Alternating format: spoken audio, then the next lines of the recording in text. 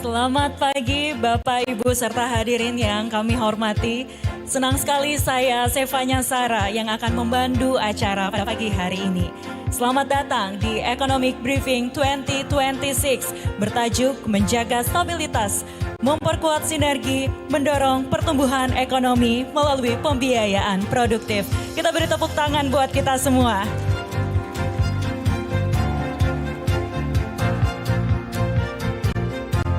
Bapak Ibu hadirin yang kami hormati yang telah hadir di Grand On Tamrin Ballroom Pullman Jakarta dalam acara Economic Briefing 2026, kami ucapkan selamat datang kepada yang terhormat Deputi Gubernur Senior Bank Indonesia, Ibu Destri Damayanti.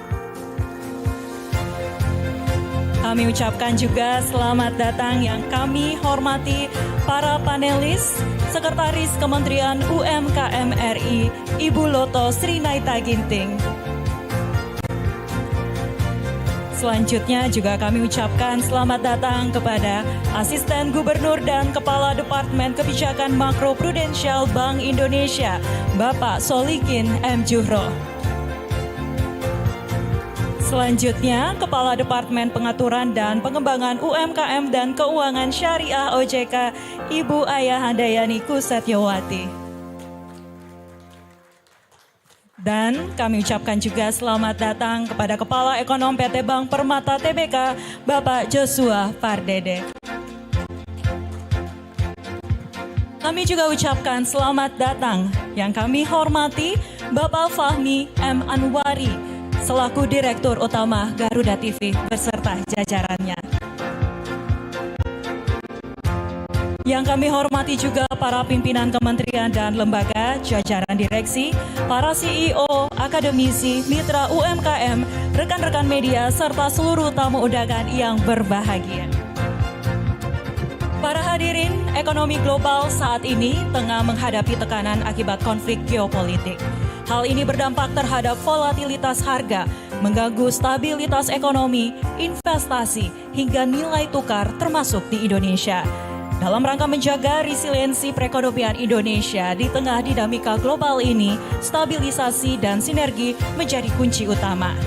Di tengah tantangan ketidakpastian ini, sektor UMKM menjadi salah satu pilar utama ekonomi Indonesia, khususnya dalam mewujudkan pertumbuhan ekonomi yang tinggi, berkualitas, dan berkeadilan.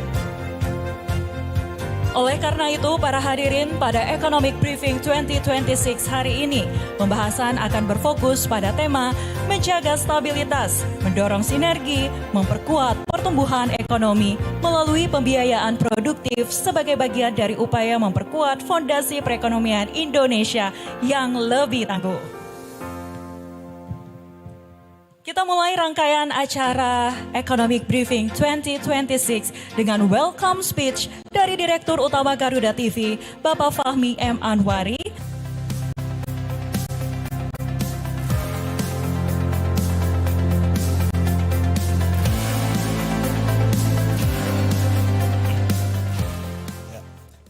Assalamualaikum warahmatullahi wabarakatuh.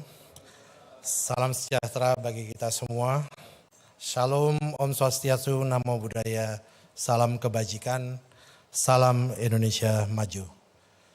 Puji syukur kita panjatkan kepada Tuhan Yang Maha Esa atas rahmat dan karunia-Nya kita dapat berkumpul di forum Economy Briefing 2026, sebuah forum dialog strategis antara kolaborasi Garuda TV dan Bank Indonesia. Yang terhormat Ibu Destri Damayanti, Deputi Gubernur Senior Bank Indonesia. Lalu Ibu Loto Srinaita Ginting dari Sekretaris Kementerian Usaha Mikro, Kecil dan Menengah Republik Indonesia. Lalu Bapak Solihin M. Juhro selaku Asisten Gubernur BI, terima kasih Bapak kehadirannya. Lalu Ibu Ayandani Kusatyawati, Kepala Departemen Pengaturan dan Pengembangan UMKM dan Keuangan Syariah dari OJK. Lalu Bapak Joshua Pardede, Kepala Ekonom Bank Permata. Lalu para hadirin segenap pimpinan lembaga, jajaran Bank Indonesia, Otoritas Jasa Keuangan, para pimpinan jasa keuangan, akademisi, para mahasiswa, serta hadirin yang berbahagia. Pertama-tama saya selaku on behalf dari keluarga Garuda TV menyampaikan apresiasi dan terima kasih kepada Bank Indonesia atas kepercayaan kolaborasi yang telah terjadi dengan sangat baik. Jadi seperti yang tadi kita di ruangan sebelumnya, saya merasa ini sebagai nostalgia Bu Destri, Pak. Bank Indonesia terus terang ini baru pertama kali kami, dan ini mengingatkan saya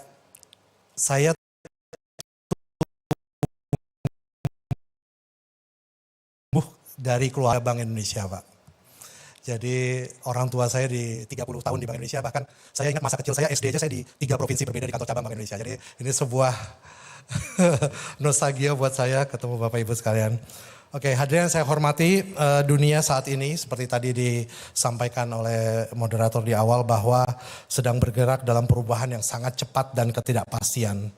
Perubahan di tingkat global mulai dari perkembangan ekonomi, teknologi hingga transformasi di berbagai sektor menghadirkan tantangan sekaligus peluang baru bagi setiap negara.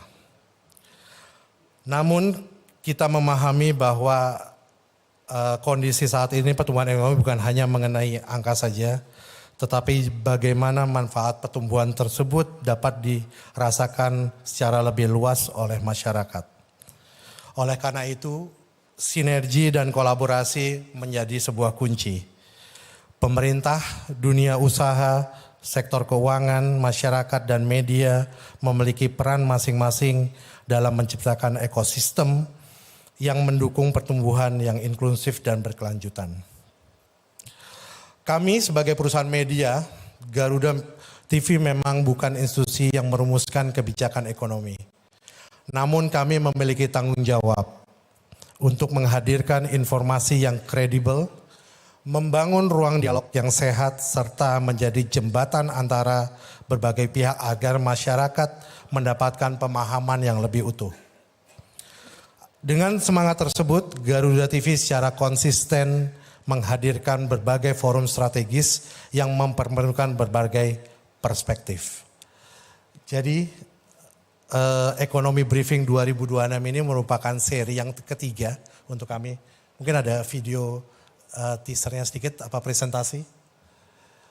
Bahwa Ekonomi Briefing ini merupakan seri kedua dan rangkaian forum yang kami inisiasi sebagai bagian dari komitmen Garuda TV untuk menghadirkan ruang diskusi informatif, inspirasi, dan relevan dalam perkembangan bangsa. Jadi ini diinisiatif beberapa series dengan beberapa tokoh juga sebelumnya. Seri pertama Garuda TV menghadirkan Bapak Hashim Joyo Hadikusumo dalam forum bertajuk Relevansi Asasita dan Ekonomi Indonesia di Tengah Dinamika Geopolitik, yang membahas berbagai perspektif mengenai arah pembangunan nasional serta tantangan ekonomi global. Dalam rangkaian forum ini, Garuda TV ingin mengambil peran sebagai media yang tidak hanya menyampaikan informasi, tetapi juga menjadi ruang pertemuan gagasan, memperkuat literasi publik, dan mendorong kolaborasi yang memberi manfaat nyata bagi masyarakat. Jadi kalau kami sehari-harinya kami bisa sebutkan bahwa kami ingin kami sebagai wadah, sebagai TV lobbyis, jembatan antara pemangku kebijakan, government, dan sektor-sektor lainnya. Hadirin yang saya hormati, Ekonomi Briefing 2026 bukan hanya sekedar forum diskusi, tetapi merupakan kolaborasi. Dan kami juga media televisi berita nasional berintegrasi merah putih. Garuda TV akan terus berkomitmen menghadirkan ruang-ruang dialog yang produktif.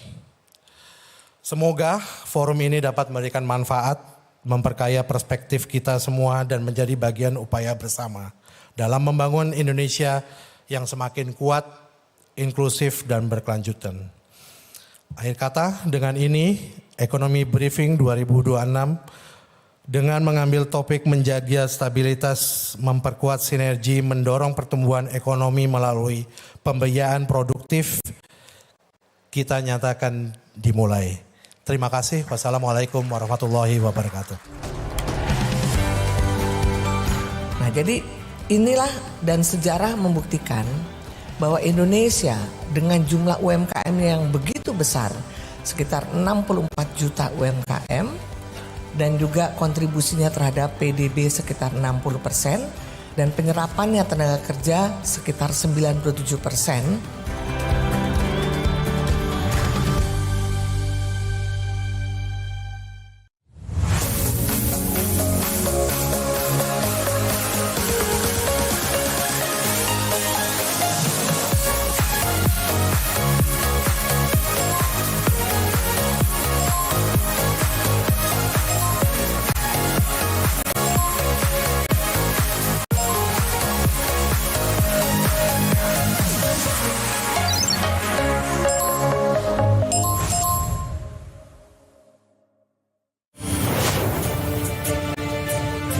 Selamat ulang tahun yang ketiga untuk Garuda TV. 3 tahun Garuda TV hadir untuk Indonesia dalam menyongsong perubahan, persatuan, dan keberhasilan. Para pemirsa setia Garuda TV, jangan lupa untuk menyaksikan perayaan HUT 3 Garuda TV dalam acara Mahayuga Garuda TV hanya di Garuda TV.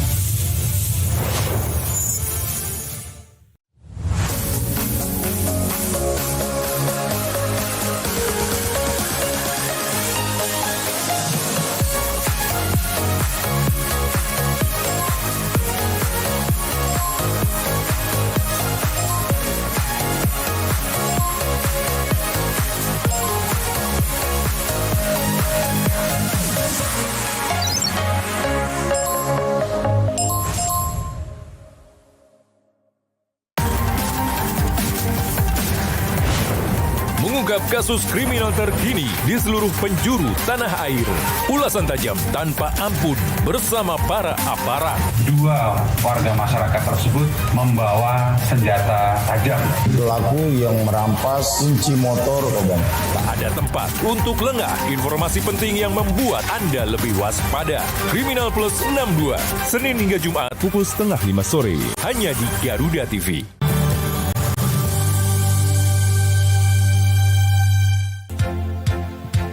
Selanjutnya, para hadirin kita akan dengarkan bersama-sama keynote speech dari Deputi Gubernur Senior Bank Indonesia, Ibu Destri Damayanti. Kepada Ibu Destri, kami persilahkan.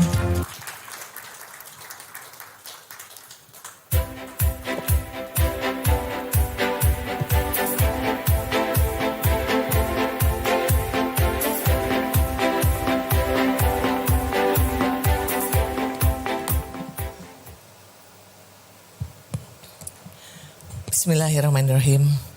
Yang kami hormati Bapak Fahmi M. Anwari, Direktur Utama Garuda TV. Kemudian sahabat saya Ibu Loto Sri Naita Ginting. Karena panjangannya biasa manggilnya cuma Ibu Loto. Sekali lagi Ibu Loto Sri Naita Ginting, Sesmen dari UMKM, Sekretaris Kementerian UMKM. Kemudian kepada Ibu Ayah Handayani, ya, Kepala Departemen Pengaturan dan Pengembangan UMKM dan Keuangan Syariah OJK, dan tentunya rekan saya di sini Bapak Solihin M. Jumro, Kepala Departemen untuk Kebijakan Makroprudensial Bank Indonesia. Kemudian juga di sini teman ekonom saya, ya, Bang Joshua Pardede, Ekonomi Nasional katanya. Dan tentunya saya juga ingin menyapa Bapak Ibu sekalian semua dari kementerian dan juga pelaku UMKM dan semua dari lembaga atau institusi yang hadir di acara pagi hari ini. Assalamualaikum warahmatullahi wabarakatuh. Salam sejahtera buat kita semua. Salam, Om Swastiastu, Namo Buddhaya, salam kebajikan, Rahayu. Pertama tentunya Pak Fahmi, ini kami senang kami bisa bekerja sama juga dengan Garuda TV. Memang ini relatif baru buat kami Pak ya.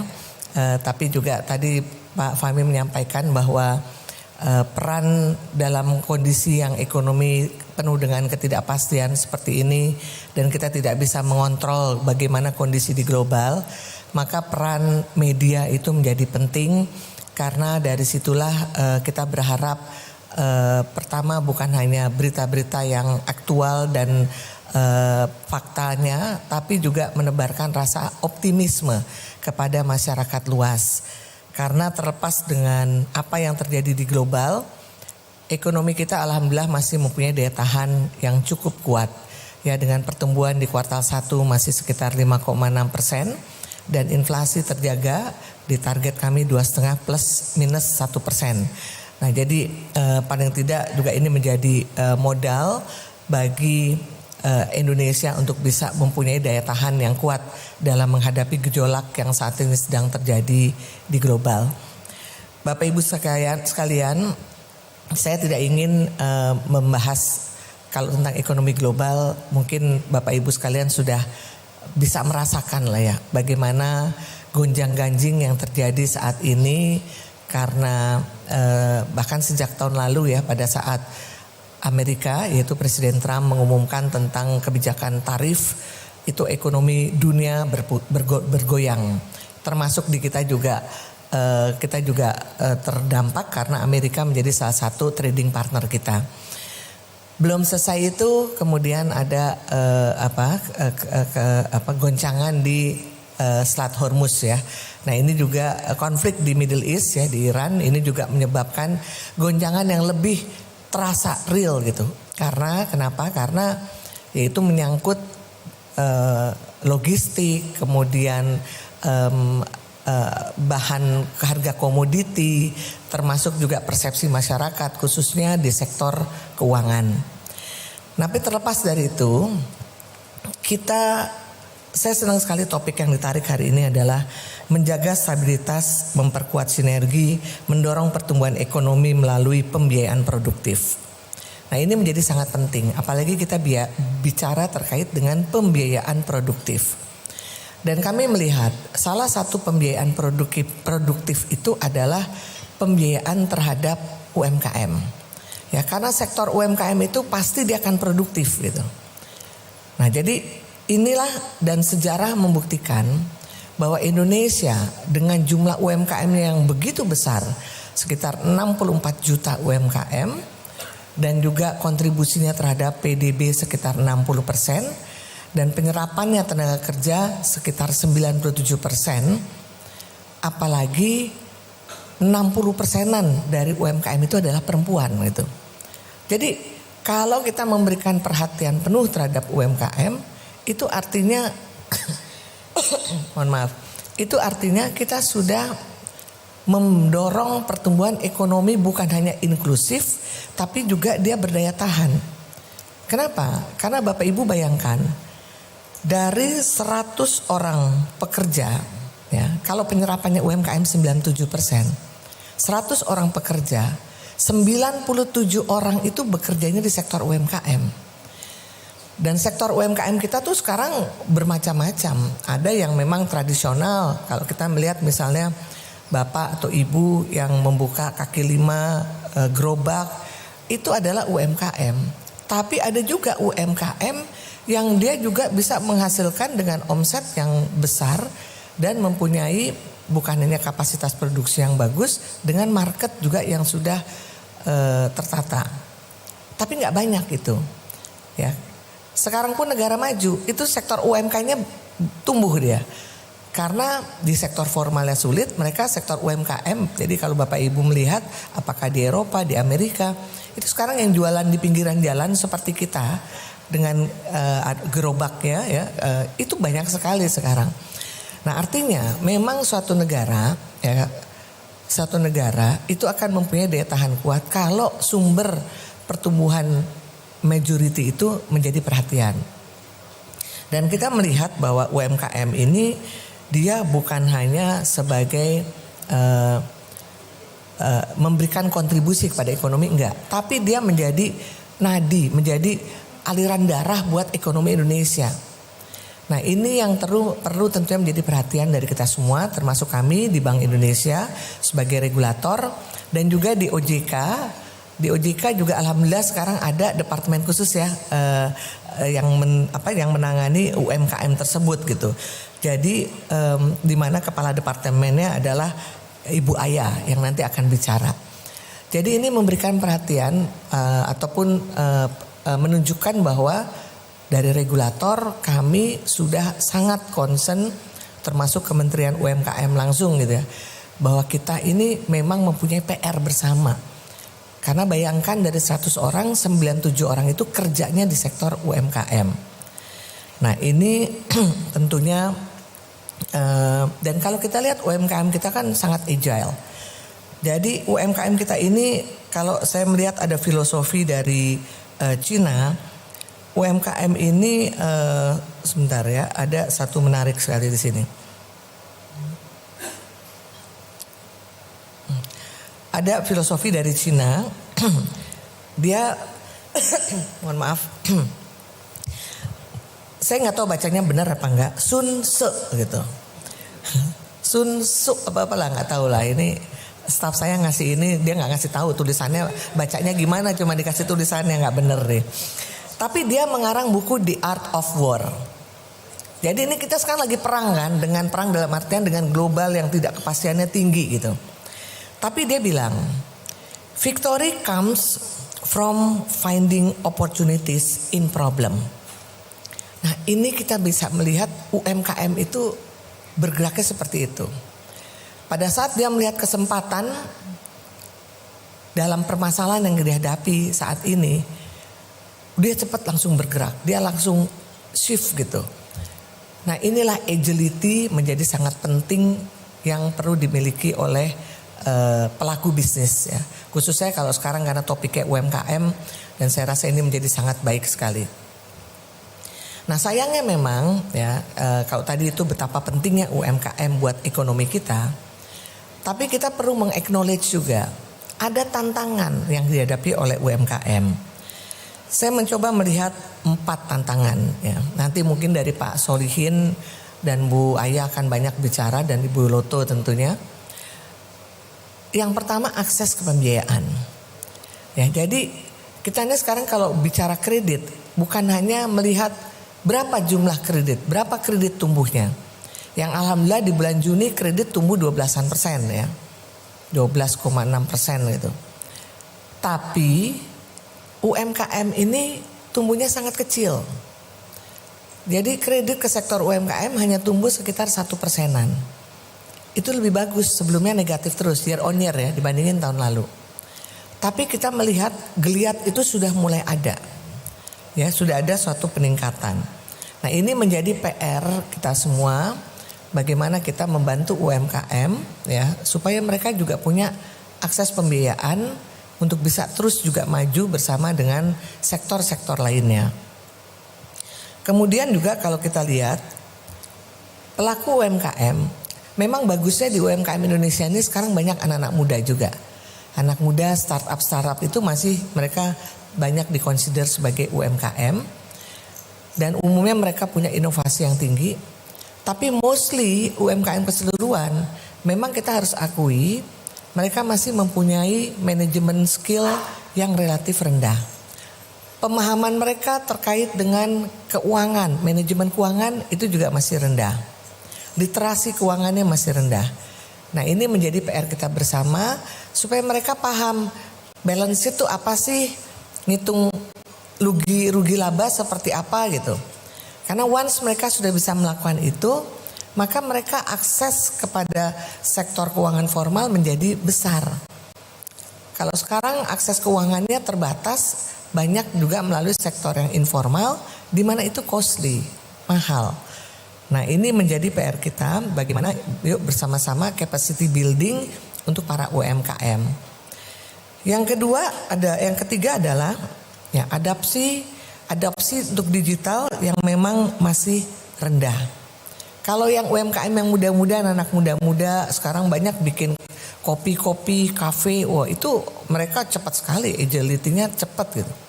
Tapi kalau kita bicara UMKM keseluruhan, itu mereka masih relatif rendah.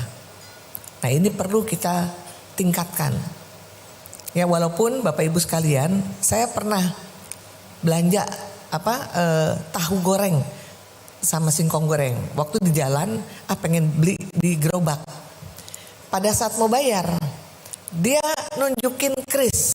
Nah, jadi dia langsung sampai kaget, Bapak udah pakai kris, udah gitu, nggak repot Bu, nggak perlu ngasih kembalian, langsung jebret gitu. Nah itu udah bagus memang, tapi tetap harus ada literasi. Abis itu saya ngomong sama dia, karena krisnya itu dia cuman satu ini dia pakai apa sih kayak inilah papan gitulah ya. Pak, ini Bapak taruhnya di mana? Ada di situ di dekat gerobaknya. Aku bilang hati-hati Pak gitu.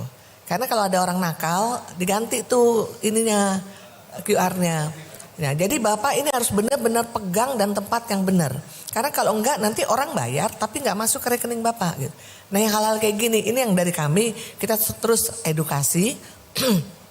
Karena kan ya orang banyak aja akal-akalnya. Ya, jadi ini yang kita harapkan tentunya hal-hal yang simple, inovasi semacam itu mungkin simple tapi buat mereka sangat make sense dan sangat membantu. Ya, jadi itu kemudian marketnya masih sangat terbatas. Jadi ini yang perlu kita bantu. Jangankan ekspor, domestik aja mereka masih belum bisa memenuhi kebutuhan domestik. Ya, jadi kalau ekspor saat ini dari jumlah UMKM yang tadi saya bilang 64-an juta, paling yang ekspor cuma 15%. Dan itu pun untuk jenis-jenis tertentu. Dan yang paling banyak adalah kopi. Kopi Indonesia ini sekarang sangat terkenal sekali di luar. Tapi Bapak Ibu sekalian, dari jutaan gerai kopi di seluruh Indonesia, paling yang punya sertifikasi dan itu pun belum tentu nasional. Itu kalau dari dari teman-teman kami itu paling cuma sekitar 900-an ribu. Padahal jumlah kopi itu kan luar biasa banyak ya. Ada 900 ribu itu barista menurut saya. Baristanya 900-an ribu. Tapi yang punya sertifikasi paling cuma 10%. 90 ribu sampai 100 ribu. Padahal kalau kita mau go internasional ya kita harus meningkatkan kualitas juga gitu. Kalau kopi Indonesia itu enak sekali rasanya. Karena punya variasinya banyak. Sementara dia bandingkan kalau Brasil gitu sama semua rasanya. Nah jadi ini sebenarnya kelebihan kita, tinggal bagaimana kita membantu mereka untuk bisa meningkatkan kualitas, quantity dan juga tentunya aksesnya mereka untuk menembus ke pasar global. Nah Bapak Ibu sekalian, mungkin hal yang terakhir yang saya ingin sampaikan, saya ingin mengajak bahwa kita mari kalau kita bicara terkait dengan bagaimana kita mendorong pertumbuhan ekonomi yang berkualitas, yang inklusif gitu ya. Saya melihat ada beberapa hal yang perlu dilakukan ya. Yang pertama adalah dalam kredit ya. Kita biasakan melihat kredit tumbuh berapa, mau 15%, mau 10%, mau 20% dan seterusnya. Jangan cuma hanya melihat angkanya, tapi lihat kualitasnya. Apakah intermediasinya berhasil? Apakah kredit tersebut masuk ke sektor yang produktif seperti judul ini? Ini menjadi sangat penting sekali. Apakah sektor kecil kayak UMKM itu juga mendapatkan pertumbuhan ataupun akses dari perbankan yang relatif sama dengan yang perusahaan-perusahaan besar. Dan ini tentunya ini yang membuat kita juga perlu melihat secara lebih dalam terkait dengan bagaimana mendorong kualitas dari UMKM tersebut. Di Bank Indonesia kita juga sudah memberikan beberapa perhatian ke UMKM. Nanti Pak Solihin akan menyampaikan. Kita punya yang namanya likuiditas, kebijakan likuiditas makroprudensial, di mana kita memberikan perhatian kepada bank-bank yang mau menyalurkan kepada sektor-sektor strategis termasuk UMKM di dalamnya. Bahkan kemudian juga kita punya yang namanya RPIM, rasio pembiayaan inklusif makroprudensial, di mana ini benar-benar kita memberikan perhatian kepada sektor UMKM dan juga masyarakat yang di bawah. Dan untuk itu kita memberikan insentif giro wajib minimum dari bank-bank yang 9% itu bisa turun menjadi, kalau khusus yang UMKM mungkin sekitar 2%, tapi in total turun 6%, jadi GWM yang efektif itu bisa 3% kalau bank bisa menyalurkan kepada sektor strategis dan juga memenuhi beberapa ada ketentuan yang nanti mungkin disampaikan oleh Pak Solihin.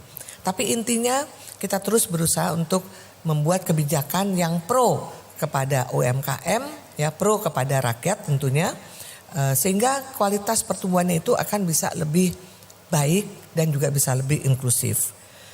Kemudian juga kita berdua dengan sistem pembayaran, KRIS, kemudian juga BI Fast dan sebagainya, itu membuat transaksi di perekonomian itu menjadi lebih mudah dan relatif murah dan juga tentunya untuk UMKM. Dan saat ini pengguna KRIS sudah 66 juta pengguna, di mana merchantnya sudah 45 juta merchant dan 90% dari merchant itu adalah UMKM. Jadi tujuan kami bagaimana kami mengembangkan sistem pembayaran yang inklusif, alhamdulillah sudah mulai kelihatan hasilnya. Ya, tapi ini tinggal terus kita tingkatkan lagi ke depan. Terima kasih. Yang kedua adalah pembiayaan UMKM ini tentu ke depan kita juga bisa berbasis ekosistem. Jadi jangan cuma satu unit tapi mungkin kita melihat ekosistem dari UMKM tersebut.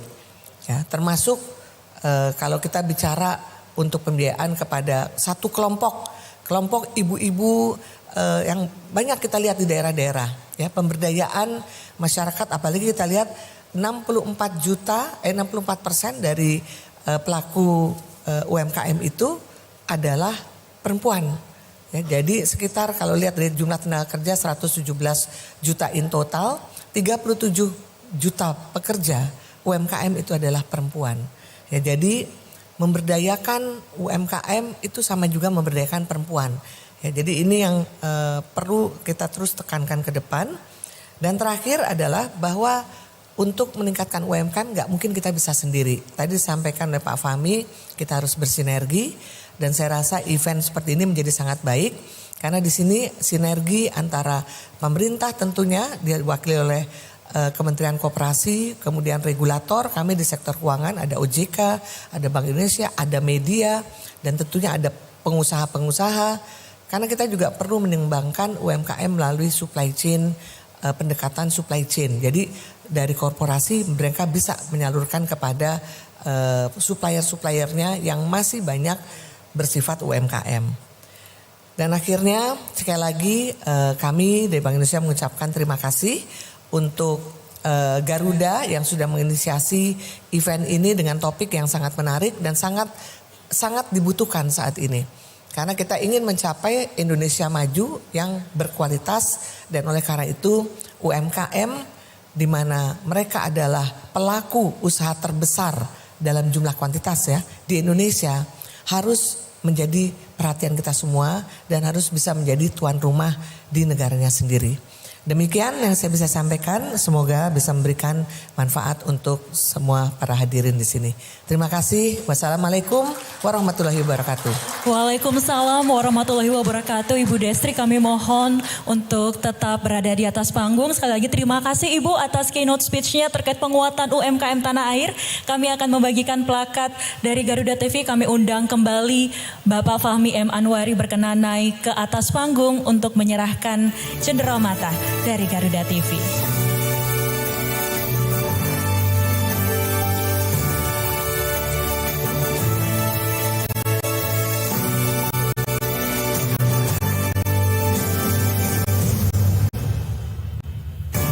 Kita foto bersama, 3, 2, 1. Selanjutnya kami undang para panelis untuk naik ke atas panggung berfoto bersama kami kepada Ibu Loto, Bapak Solikin dan Ibu Ayah Handayani bersama Bapak Joshua Pardede untuk berkenan naik ke atas panggung melakukan sesi foto bersama. Baik, terima kasih.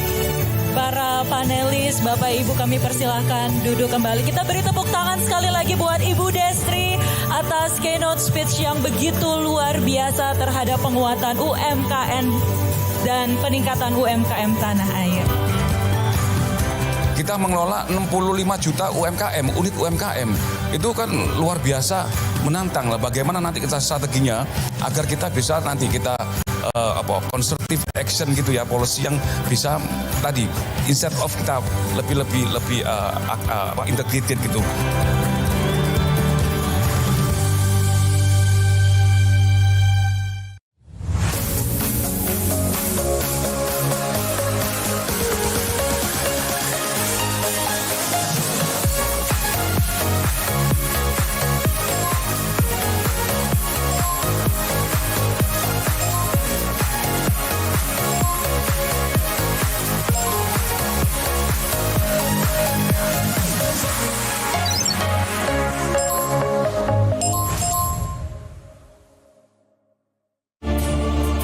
Perayaan yang tak terlupakan akan segera dimulai. 3 mahakarya dalam satu panggung istimewa. Harmoni musik berkelas, kolaborasi para bintang, Simfoni Mahayuga, malam penghargaan paling bergengsi, Anugerah Mahayuga, sebuah forum pemikiran dialektika Mahayuga. Bersiaplah untuk puncak perayaan Mahayuga, Minggu 9 Agustus 2026, hanya di Garuda TV.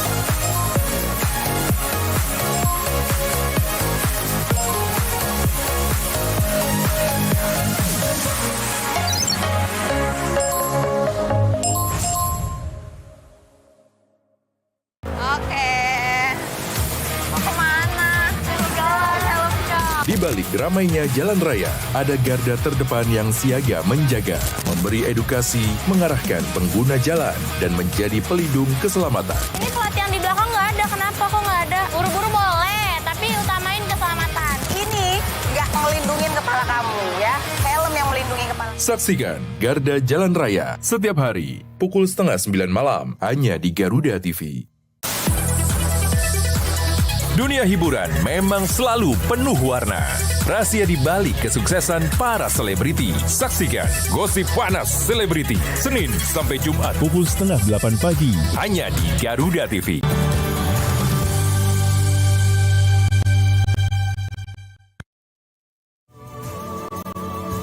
Hadirin yang kami banggakan, Economic Briefing hadir bukan hanya sekedar mencari acara diskusi semata, namun juga menjadi sarana intelektual untuk mencari solusi dan mengembangkan inovasi demi membangun ekonomi Indonesia.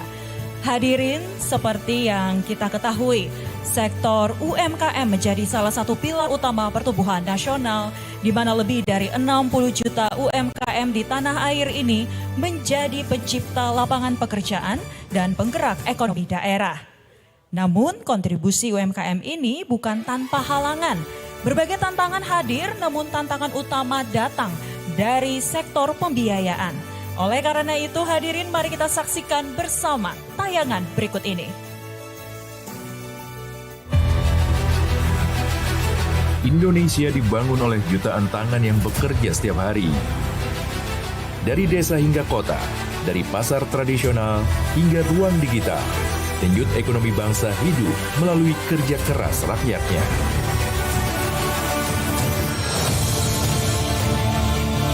Di balik pertumbuhan ekonomi nasional, terdapat lebih dari 60 juta pelaku usaha mikro, kecil, dan menengah.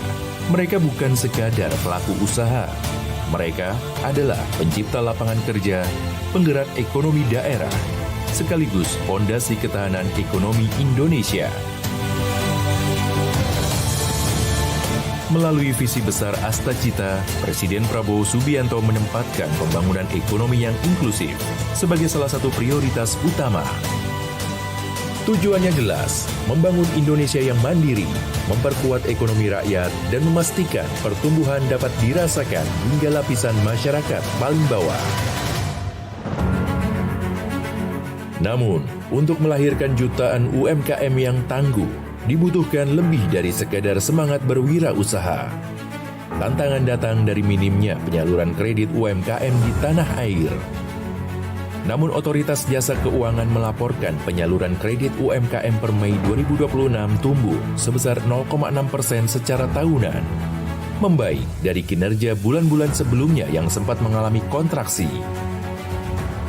Kinerja ini sejalan dengan total penyaluran kredit perbankan nasional yang mencapai 8.918 triliun rupiah atau tumbuh double digit sebesar 11,51%. Dibutuhkan akses pembiayaan yang lebih luas, sistem keuangan yang inklusif, serta kolaborasi antara pemerintah, dunia usaha, lembaga keuangan, dan seluruh pemangku kepentingan.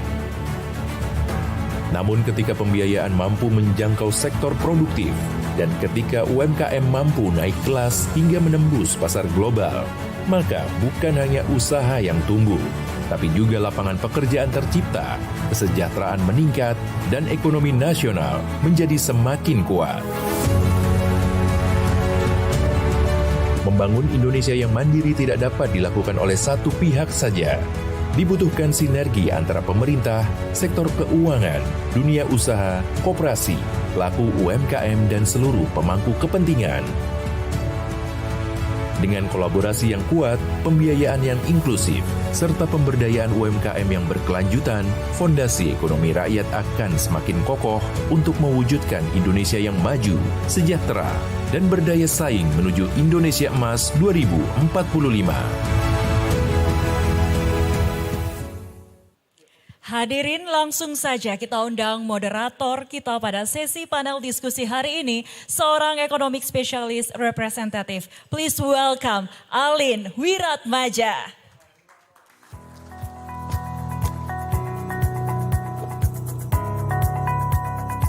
Terima kasih Zevanya. Assalamualaikum warahmatullahi wabarakatuh. Salam sejahtera, Om Swastiastu, Namo Buddhaya, salam kebajikan. Bapak Ibu tamu undangan yang kami hormati, terima kasih sudah bersama dengan kami di Economic Briefing 2026. Seperti yang tadi sudah disampaikan oleh Ibu Destri Damayanti bahwa memang sektor UMKM ini adalah pilar utama perekonomian Indonesia. Tercatat ada lebih dari 65 juta unit UMKM di Indonesia. Kontribusi terhadap PDB juga begitu signifikan, sekitar 61% dan menyerap 97% tenaga kerja di tanah air. Dan namun sayangnya memang masih ada beberapa tantangan yang dihadapi oleh UMKM di Indonesia. Tadi disebutkan juga dalam keynote speech, setidaknya ada 4 tantangan: akses pembiayaan, capacity building, digitalisasi, dan penetrasi market. Salah satunya tentunya kita akan diskusikan bersama dalam Economic Briefing kali ini, karena kita semua berkepentingan dan kita semua membawa spirit untuk bisa bersama-sama bersinergi membuat UMKM di Indonesia naik kelas. Economic Briefing kali ini mengusung tema menjaga stabilitas, memperkuat sinergi, mendorong pertumbuhan ekonomi melalui pembiayaan produktif. Tentu saja sebagai upaya mendukung pertumbuhan ekonomi 8% di masa depan.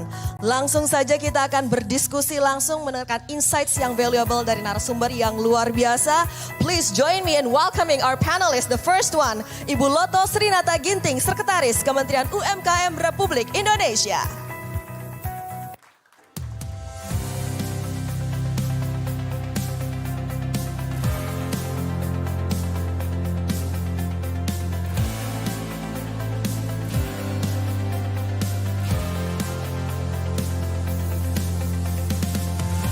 Dan sebuah kehormatan kami juga mengundang Bapak Solihin M. Juhro, Asisten Gubernur dan Kepala Departemen Kebijakan Makro Prudensial Bank Indonesia.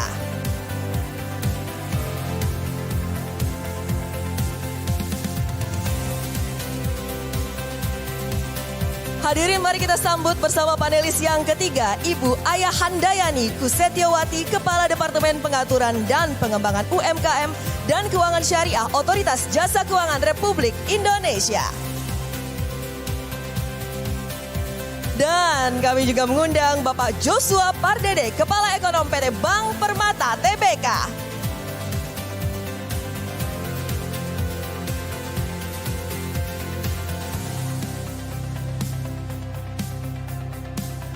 Sebuah kehormatan kita semua bisa berbincang bersama-sama di sini. Kita ingin mengupayakan tentunya pertumbuhan UMKM di Indonesia yang kontribusinya begitu besar untuk perekonomian Indonesia. Saya sebelumnya akan ke Ibu Loto dulu. Bu, seperti apa kita mau menggali lebih dalam peran strategis sektor UMKM untuk perekonomian Indonesia. Karena banyak yang bilang perekonomian kita itu bisa resilient, agile, itu juga tak lepas dari peran strategis dari sektor UMKM. Silakan Ibu.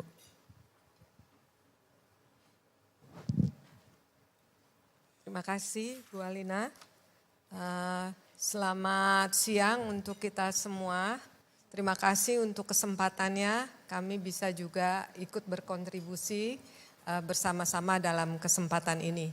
Jadi mungkin kita sudah ketahui bersama ya bahwa semuanya sepakat ya, juga yang disampaikan sebenarnya sudah disinggung peranan UMKM bagi perekonomian Indonesia, bahkan sering disebut sebagai fondasi, sebagai tulang punggung gitu ya. Karena memang dari sisi porsi pelaku bisnis di Indonesia yang terbesar, kalau kita lihat dalam statistik yang kami sajikan versi Sakernas maupun versi satu data tunggal UMKM, itu semuanya lebih dari 95% porsi dari maksud kami besarnya UMKM itu demikian besar, dan yang menarik adalah sektor terbesarnya itu porsi terbesarnya adalah kelas mikro ya. Lebih dari 95% itu adalah kelas mikro. Sehingga mungkin ini yang nanti juga yang berkontribusi terhadap tantangan-tantangan ke depan, mengapa UMKM kita ini termasuk yang mungkin perlu penguatan untuk boleh mendorong mereka itu bisa naik kelas. Namun di tengah struktur yang demikian, kita melihat bahwa ternyata UMKM kita itu sangat masih berperan yang signifikan ya. Tadi untuk penciptaan lapangan kerja itu 97% ya. Nah begitu juga dari sisi sumbangan kepada PDB, ini kita ada ekonom, saya tidak perlu berlama-lama ya, 60%. Namun kontribusi terhadap ekspor non-migas 16%. Di satu sisi kita bangga ya, sudah bisa berkontribusi sekitar 16%, tapi dari angka-angka tersebut kelihatan masih sebenarnya dengan kata lain daya saing kita relatif juga masih tertinggal juga dibanding pelaku non-UMKM, karena ternyata kontribusi kita terhadap ekspor non-migas baru sekitar 16%. Berarti yang lainnya diisi oleh non-UMKM kan, seperti itu. Nah ini juga menjadi satu tantangan bagaimana kita bisa berkontribusi yang lebih baik lagi di dalam perekonomian kita, termasuk di dalam sektor ekspor kita, seperti itu. Nah mungkin itu yang bisa saya sampaikan dari sisi peran dari UMKM terhadap perekonomian kita, dan harapan kita nanti dengan segala permasalahan yang ada kita dorong UMKM kita itu naik kelas, sehingga angka-angka makro tadi yang penyerapan tenaga kerja maupun sumbangan terhadap PDB maupun ekspor dari waktu ke waktu bisa semakin meningkat. Iya, itu juga yang ingin kita upayakan bersama-sama dalam forum ini. Saya ke Pak Solihin, dari perspektif otoritas moneter nih Pak, seperti apa melihat peran UMKM, tadi sudah sempat disinggung juga oleh Ibu Desri, akan dijelaskan dan dielaborasi lebih lanjut katanya oleh Pak Solihin mengenai tantangan-tantangan yang dihadapi oleh UMKM kita, supaya kita tadi bersama-sama misalnya bisa meningkatkan kontribusi untuk ekspor non-migasnya juga menjadi pemain yang lebih kuat. Silakan Pak. Terima kasih Mbak. Pertama saya sampaikan selamat pagi kepada hadirin sekalian, juga para narasumber. Assalamualaikum warahmatullahi wabarakatuh. Selamat pagi, salam sejahtera bagi semuanya. Ya, kami melengkapi apa yang disampaikan oleh tadi di keynote speech oleh Ibu Deputi Gubernur Senior maupun juga disampaikan oleh Ibu Loto. Slide sebelumnya aja ya, tolong please slide sebelumnya. Jadi kita memahami sama, kita where are we here gitu, kenapa kita ada di sini gitu ya. Tentunya kan kita melihat ingin sama-sama menata optimisme terhadap upaya kita untuk membangun UMKM yang agile, yang tangguh dan berdaya saing ya. Kita melihat tadi Ibu Loto sudah menyampaikan dalam konteks perspektif Indonesia. Tapi saya ingin mengangkat ini lebih besar lagi gitu loh, bahwasanya berdasarkan pengalaman berbagai negara-negara yang maju tumbuh kuat itu semua ditopang oleh UMKM gitu. Ya, jadi kalau kita melihat contohnya misalkan di situ ya ada Jepang gitu ya. Ya, itu kelas menengahnya itu menopang sekali industri mobilnya, misalkan Toyota. Jadi semua insentif diberikan untuk pengembangan di sana. Sama kita bicara mengenai Jerman gitu ya. Mereka industri-industri kelas menengahnya sangat kuat sekali ya, juga kelas agak ke bawahnya sedikit itu juga ditopang untuk itu. Sama kemudian juga Cina, sehingga upaya-upaya tidak hanya bicara insentif pembiayaan, tetapi bicara mengenai upaya untuk memperkuat ekosistem digital ya di Tiongkok ya, di Cina, maupun juga upaya untuk pengembangan vokasi-vokasi untuk mendukung UMKM itu begitu digalakkan. Kalau mau menarik lagi adalah tidak hanya Korea tapi Italia, misalkan kita bicara garment fashion ya, itu luar biasa gitu, tourism, sehingga mereka di sana ada topangan-topangan dari UMKM. Nah, dengan konteks itu di Indonesia otomatis gitu ya Bapak Ibu sekalian. Kalau kita melihat apalagi kita memiliki falsafah Pancasila gitu ya. Kita memiliki undang-undang basic undang-undang di pasal 33 bahwasanya perekonomian itu disusun sebagai upaya bersama berdasarkan azas kekeluargaan.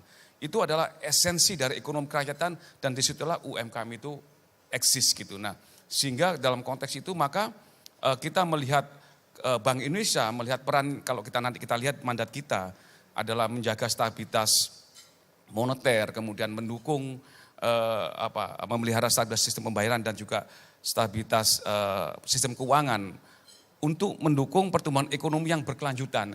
Esensi berkelanjutan di sini adalah bahwasanya ekonomi nggak hanya tumbuh kuat, tetapi dia juga berdaya tahan, resilience, dan juga inklusif. Lah inilah kita melihat seperti itu. Lah tantangannya memang nggak gampang gitu ya. Kita bicara kalau di next slide-nya ini tadi saya mengartikulasikan apa yang disampaikan oleh Ibu Deputi Gubernur Senior di slide berikutnya. Kita lihat tantangan kalau kita renteng Bapak Ibu sekalian ya, itu sangat enggak hanya masalah pembiayaan tadi disampaikan, ada beberapa aspek produksi gitu ya. Produksi kita bicara skala usaha yang memang kapasitas yang memang belum standardized gitu ya. Kita bicara terus kemudian masih kita bayangkan kita mengelola 65 juta UMKM, unit UMKM. Itu kan luar biasa menantang lah. Bagaimana nanti kita strateginya agar kita bisa nanti kita conservative action gitu ya, policy yang bisa tadi instead of kita kalau bahasa Jermannya itu perintil gitu ya, tapi kita lebih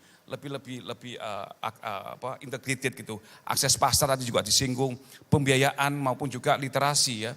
Banyak nanti kalau kita lihat maupun kelembagaan, UMKM itu ada 3 level Bapak Ibu sekalian. Pertama itu UMKM kalau kita mau sederhana, UMKM yang sudah dia performanya bagus. Tapi dia nggak memiliki akses lebih dalam ke akses pemasaran, itu yang kita dukung selain nanti kita memberikan insentif pembiayaan, tetapi juga di dalam akses itu kita bantu untuk bisa mempunyai bridging tetap itu. Yang kedua, UMKM yang masih masih separuh-separuh gitu. Nah itu juga kita benahi itu manajemen bisnisnya, kita laporan keuangan dan sebagainya. Yang ketiga yang agak menjadi harus kita effort kita tapi kita tetap optimis, yang memang dia masih lemah segalanya. Nah itu harus didampingi secara intensif. Nah itulah tantangan kita, sehingga nanti kalau kita bicara ini apa esensinya? Ekosistem Bapak Ibu sekalian. Tadi pengalaman di berbagai negara itu ekosistem. Jadi kita nggak bisa menggambarkan UMKM itu satu saja, tetapi dia bicara ekosistem yang end to end. Nah itu esensi nanti kita bicara tantangan di sini juga esensi nanti kita bicara ekosistem, bagaimana UMKM itu tidak perintil-perintil penanganannya, tetapi dia harus dikorporatisasi dan kemudian dia juga harus didukung kapasitasnya, baru kita akses pembiayaannya. Saya rasa itu Mbak, terima kasih. Baik, wah terima kasih Pak. Jadi itu tadi ada 5 tantangan yang dihadapi oleh UMKM untuk membangun UMKM yang punya daya saing bisa menembus market global juga. Selain juga perlunya punya aset produksi yang kuat. Tadi Pak Solihin mengatakan di sini kita menata optimisme dan tadi juga disampaikan oleh Ibu Destri kalau misalnya kita melihat di awal tahun tren pertumbuhan kredit untuk UMKM sempat kontraksi tapi data terbaru menyatakan bahwa sudah terjadi pertumbuhan. Selengkapnya seperti apa kita akan dengarkan langsung elaborasi dari Ibu Ayah Handayani. Silakan Ibu. Baik, terima kasih Ibu Elin. Selamat pagi, Assalamualaikum warahmatullahi wabarakatuh. Terima kasih atas kesempatan yang diberikan. Kalau kami dari OJK, kalau kami melihat mengenai bagaimana perkembangan pembiayaan kepada UMKM, kami memang melihat adanya perlambatan perkembangan pembiayaan kepada UMKM. Di dalam beberapa tahun terakhir, terutama di tahun lalu, tahun 2025. Dan kemudian kita melihat kembali untuk tahun 2026, alhamdulillah, pembiayaan kepada UMKM sudah mulai menunjukkan kinerja yang baik, di mana pertumbuhan pembiayaan UMKM itu sudah mulai meningkat. Seperti yang bisa tadi disampaikan oleh Ibu Destri bahwa pembiayaan UMKM kita dari perbankan, dalam hal ini dari Bank Umum itu sudah mulai meningkat dan menunjukkan positif 0,6%. Kami di OJK selain juga sektor perbankan, terdapat juga sektor-sektor lain yang juga mendukung pembiayaan kepada UMKM. Jadi kalau dari sisi perbankan terdapat Bank Umum, BPR dan juga BPR Syariah. Porsi memang terbagian besar pembiayaan kepada UMKM masih didominasi oleh Bank Umum. Hal ini karena menunjukkan juga bahwa Bank Umum lah yang masih menguasai sebagian besar dari porsi perbankan di Indonesia. Nah tapi selain juga di perbankan, sebenarnya di sektor lain juga memberikan pembiayaan kepada UMKM. Jadi kami juga memiliki sektor keuangan non perbankan, yaitu ada pembiayaan dan kemudian sektor pembiayaan, kemudian juga ada kami melihat ada PNM juga yang memberikan kontribusi yang cukup signifikan dalam pembiayaan kepada UMKM. Dan tentunya juga ada lembaga keuangan mikro dan di sektor pasar modal juga ada security crowdfunding. Namun demikian di dalam pembiayaan kepada UMKM juga perlu didukung dan salah satunya tentunya didukung oleh program penjaminan ataupun asuransi. Jadi pembiayaan UMKM ini sudah juga melibatkan sektor-sektor lain di luar perbankan. Dan kemudian memang kalau kami melihat porsinya itu masih terdominasi oleh perbankan yaitu Bank Umum, di mana dominasi dari UMKM itu portofolio di perbankan agak sedikit menurun dibandingkan tahun lalu, dan sehingga ini memang merupakan suatu tantangan bagaimana perbankan dan LJK itu bisa lebih mendukung bank atau lebih mendukung UMKM. Nah inilah yang kami upayakan, salah satunya itu adalah kami telah mengeluarkan POJK 19 tahun 2025. Nah POJK ini juga merupakan turunan dari amanah dari Undang-Undang P2SK. Sehingga dengan POJK 19 tahun 2025 ini kita meminta kepada bank untuk dapat mendesain suatu strategi bagaimana mereka untuk mendukung pembiayaan UMKM. Harus dicantumkan di dalam rencana bisnis bank, meliputi targetnya, termasuk juga bagaimana strategi untuk mencapainya. Dan tentunya ini akan menjadi pantauan OJK untuk pencapaian terkait dengan pembiayaan kepada UMKM. Termasuk juga di dalam POJK tersebut disebutkan mengenai harusnya bank itu memiliki suatu kebijakan tertentu yang dapat mempermudah akses keuangan dari UMKM. Jadi bank bisa menyusun suatu pedoman khusus bagaimana mereka melakukan pembiayaan kepada UMKM. Kemudahan dari sisi dokumen dan juga kemudahan dari sisi persyaratan. Nah inilah yang POJK baru keluar tahun lalu dan tentunya kita akan memantau penerapan dari POJK. Salah satu upaya lainnya tahun ini kami berencana juga untuk mengeluarkan ketentuan pelaksanaan dari POJK. Nah, di dalam ketentuan pelaksanaan itu tentunya kami akan menjelaskan lebih lanjut bagaimana langkah-langkah yang harusnya dilakukan oleh perbankan dan juga LJK, karena POJK ini mengcover seluruh LJK.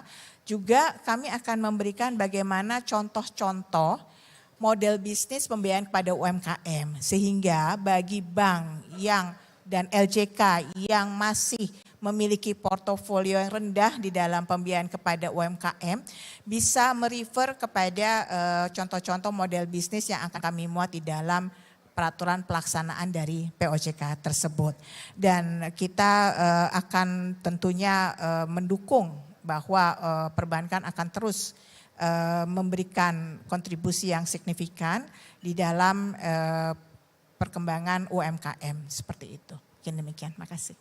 Baik, kita tunggu ya Bu untuk rencana lebih lengkap lagi ketentuan bagaimana perbankan bisa lebih banyak menyalurkan kredit untuk UMKM. Terima kasih Ibu Ayah Handayani. Saya ke Pak Joshua sebagai ekonom, seperti apa Bapak melihat angka dari tren pertumbuhan kredit untuk UMKM ini Pak? Kalau dari misalnya dilihat dari sisi likuiditas perbankan, demand-nya seperti apa? Apakah Bapak membaca memang ada perubahan pola perilaku dari UMKM maupun juga dari konsumen? Baik, makasih Mbak Alin. Jadi kalau kita ke slide nomor 15 ya. Ini kita bisa melihat bahwa sebenarnya dari sisi bagaimana kredit, ya ini. Kalau kita bicara berdasarkan segmen bisnisnya, memang kalau kita lihat trennya dalam beberapa tahun terakhir ini, kredit UMKM sebelumnya tadi sudah betul. Nah ya, kredit UMKM itu memang menunjukkan tren perlambatan ya. Dan mungkin kalau kita bicara tadi berkaitan dengan kondisi likuiditas perbankan, sebenarnya kondisi likuiditas perbankan sampai dengan saat ini masih dalam kondisi yang ample ataupun masih terjaga. Artinya dan sini kita bisa lihat bahwa ada terjadi divergensi ya, di mana penyaluran kredit kepada korporasi tumbuh cukup tinggi, sementara itu dari sisi kredit UMKM ini tumbuhnya agak melambat. Dan kalau kita identifikasi, ini ada beberapa faktor Mbak Lin, Bapak Ibu semua. Yang pertama adalah kalau kita melihat ada faktor terkait dengan pelemahan daya beli masyarakat. Ya, khususnya kalau kita merefer kepada data BPS, data Susenasnya, di mana jumlah kelas menengah, ya middle class-nya mengalami penurunan dari 2019 ke 2025. Dan itu juga mungkin salah satunya ada efek dari pandemi COVID-19 juga. Di samping yang kedua juga adalah kalau kita cermati juga ada juga faktor dari kebijakan ataupun value chain ya, value chain dari industri-industri manufaktur yang belum menggunakan ya produk UMKM ya. Karena tadi Pak Solekin sudah menyampaikan bagaimana majunya industri manufaktur di Korea Selatan, di Jerman, di Jepang. Itu semuanya penggunaan industri manufaktur besar-besarnya itu menggunakan, mengutilisasi produk UMKM. Nah ini yang mungkin yang kalau kita lihat dalam beberapa tahun terakhir ini pun juga membanjirnya ya produk-produk impor, ya khususnya produk impor baik itu bahan baku, barang setengah jadi ataupun barang jadi, ini pun juga ikut mempengaruhi juga kinerja dari sisi UMKM. Yang berikutnya adalah, yang saya lihat adalah berkaitan dengan fenomena perubahan pola belanja masyarakat. Ya, yang sebelumnya masyarakat konsumen belanja secara konvensional ke toko, ya, ke warung-warung, ya. Nah ini sudah berubah pola belanjanya. Ya, mungkin Mbak Alin juga udah terbiasa saat ini sudah sangat nyaman ya. Udah nggak perlu lagi belanja ke supermarket ya untuk belanja kebutuhan sehari-harinya. Tinggal melalui aplikasi online saja semuanya beres, tinggal langsung kita dapatkan di depan pintu rumah kita. Ya, artinya ini pun juga beberapa hal yang juga turut mempengaruhi, sekalipun memang tentunya perlu ada akselerasi juga dari sisi digitalisasi UMKM.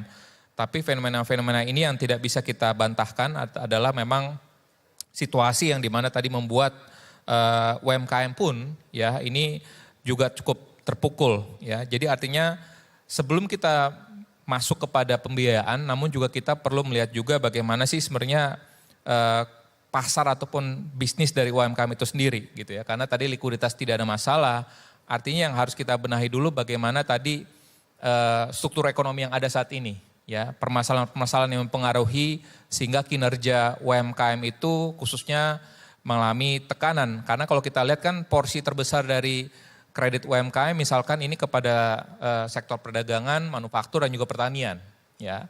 Nah kalau kita bicara kepada pertanian nanti mungkin izin Bu Ani bisa divalidasi. Kalau pertanian ini masih cukup baik ya, penyaluran kredit UMKM pertanian masih cukup baik. Namun tadi yang kita bicara bagaimana perdagangan dan juga manufaktur, ini kreditnya mengalami pelemahan. Nah itu masalahnya kan kembali lagi ini bicara fondasi ataupun masalah isu strukturalnya sendiri yang harus dibenahi terlebih dahulu. Jadi itulah yang mungkin yang menyebabkan sekalipun memang tentunya kami juga merespon positif ya, tadi yang Bu Ani sampaikan POJK 19 ya dan juga beberapa kebijakan lainnya. Ini pun juga menjadi salah satu hal yang perlu kita apresiasi ya untuk kita bisa mendorong pemulihan dari sisi kinerja UMKM ke depannya ya. Karena kalau kita bicara bagaimana strategi pendorong kredit UMKM tentunya tadi bagaimana POJK 19 ini juga membuka ruang ya bagi persyaratan yang lebih sederhana, kriteria penilaian yang khusus, dan juga skema-skema pembiayaan yang menyesuaikan karakteristik dan juga siklus usaha UMKM. Sehingga perbankan pun juga dapat menggunakan data-data pembayaran digital, rekening transaksi, faktur, kontrak pembelian, riwayat pembayaran kepada pemasok ataupun supplier ya. Dan ini saya pikir ini akan menjadi salah satu kondisi yang bisa meningkatkan dari sisi pemulihan kredit UMKM. Yang berikutnya juga adalah kredit UMKM diberikan berdasarkan rantai pasoknya. Tadi Bu Degas juga sudah meng-highlight ini dalam opening speech-nya.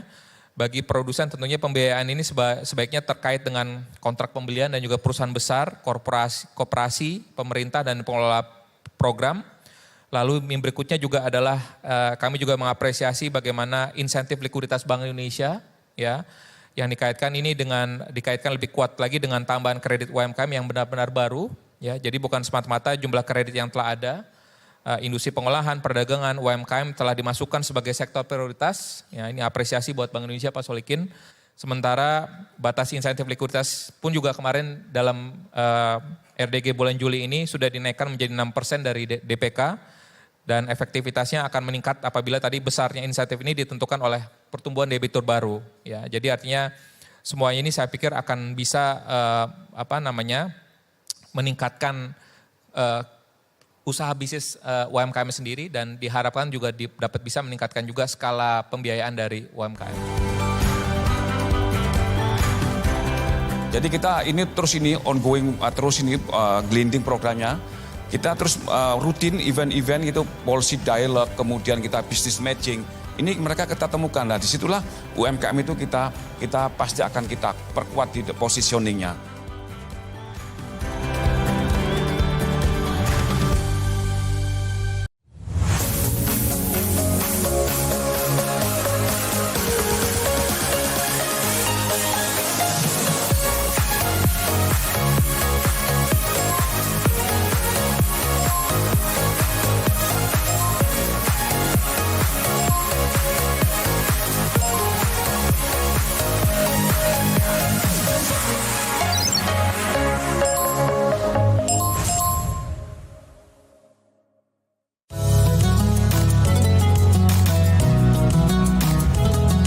Melalui konsep dakwah santai dan edukatif, mengajak pemirsa memahami ajaran Islam melalui pendekatan ringan dan penuh kehangatan.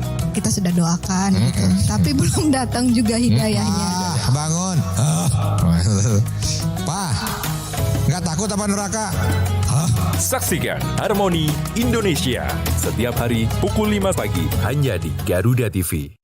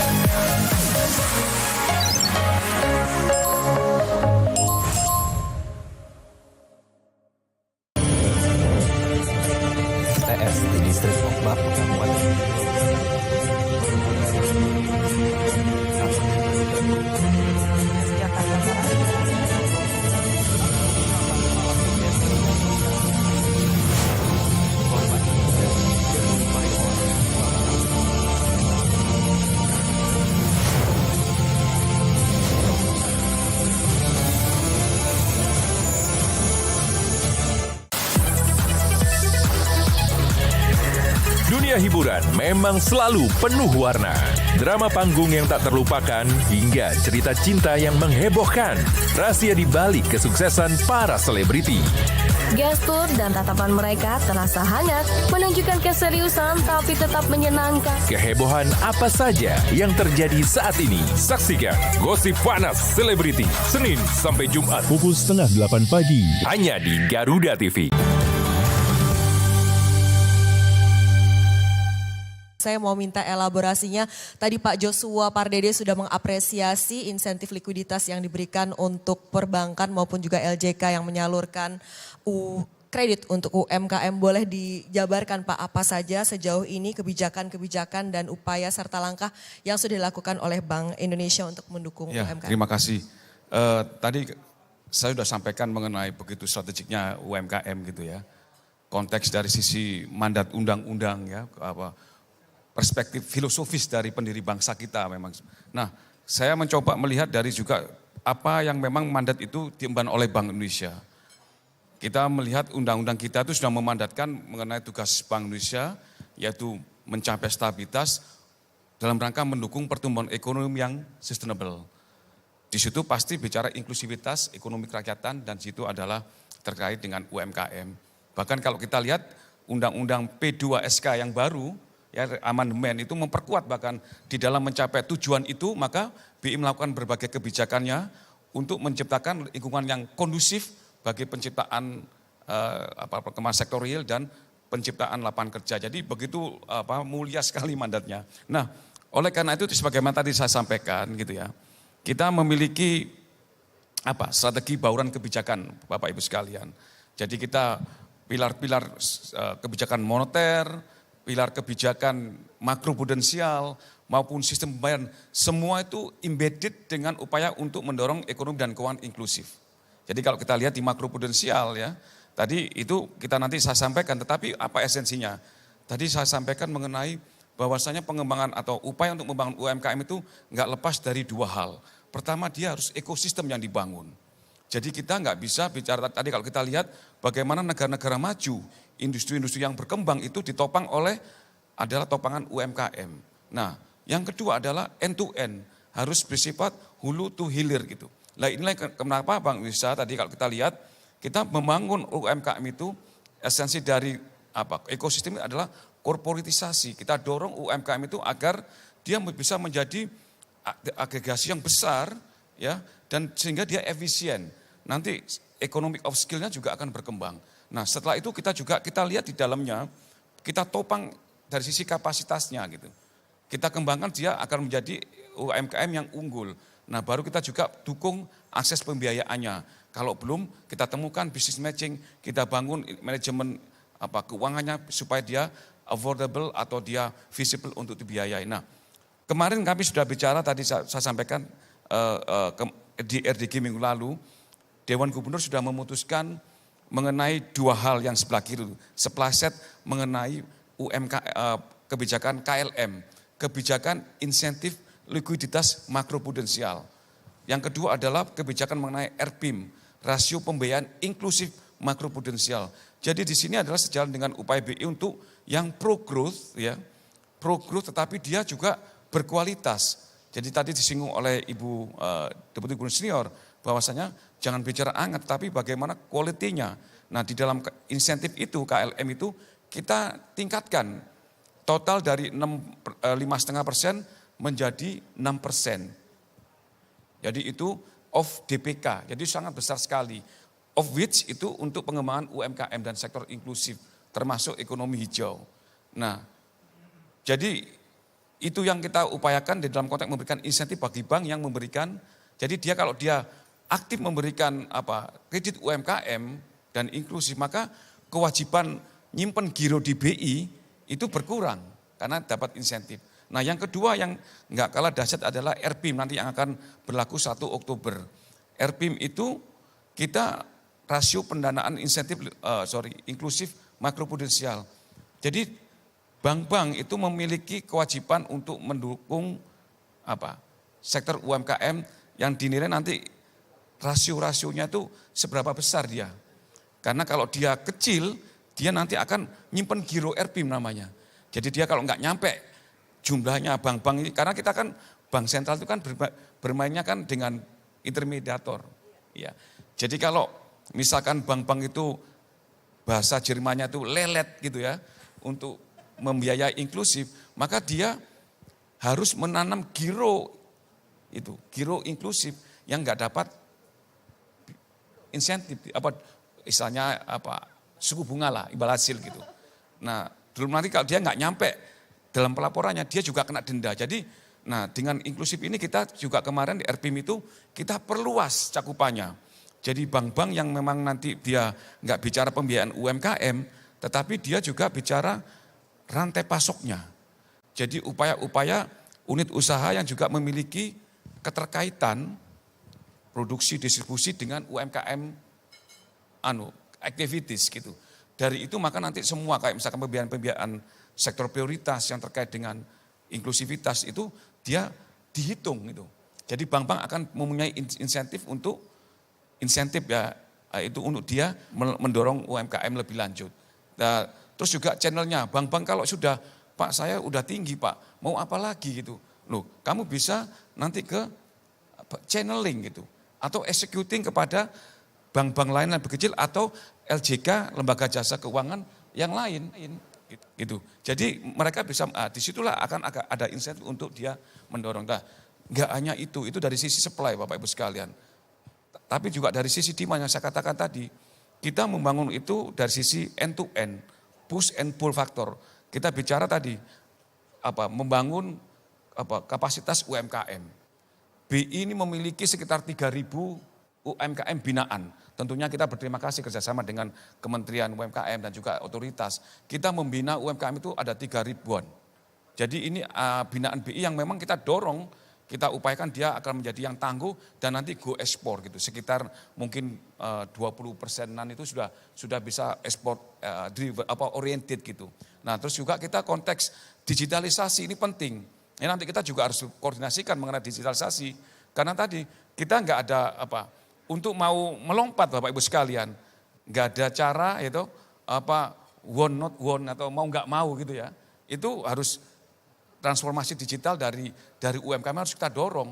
Kalau enggak nanti kita jualan tahu tadi katanya cuma 50.000. Tapi kalau kita pasarkan di sosmed gitu, itu jadinya bisa 200 padahal barangnya sama gitu. Nah, komersial aspek dari UMKM ini penting dibantu oleh digitalisasi, termasuk nanti membantu aspek keuangan, manajemen internnya. Bagaimana nanti itu akan sehingga semuanya itu akan affordable bagi UMKM untuk bisa tumbuh. Yang penting lagi ini adalah BI Said gitu ya. Jadi kita semua platform itu kita bicara nanti orang bisa melihat mana yang potensial, termasuk nanti kita bicara yang sikap gitu ya, si api ya. Jadi istilahnya semua ini akan membantu UMKM untuk lebih terintegrasi pemantauannya dari sisi infrastruktur ya maupun juga dari ekosistemnya. Jadi istilahnya kalau kita bicara langkah-langkah dan BI tentunya kita terus berkoordinasi dengan Kementerian KL gitu ya. Kita ini istilahnya nggak kurang-kurang gitu ya. Kita sehingga dalam konteks ini kita cukup optimis bahwasanya kita nanti tentunya dengan penguatan koordinasi ya, mengorkestrasi langkah-langkah UMKM tentunya di sini ada Kementerian KL yang akan menjadi terdepan gitu ya. Untuk kita support semuanya nanti kita akan optimis nanti UMKM itu bisa naik kelas dan tentunya akan memberikan kontribusi yang lebih besar kepada pembangunan ekonomi nasional. Kalau tidak ada seperti yang disampaikan Pak Solihin dan Ibu Ani, ini nampaknya bisa jadi beresiko Pak untuk kedepannya.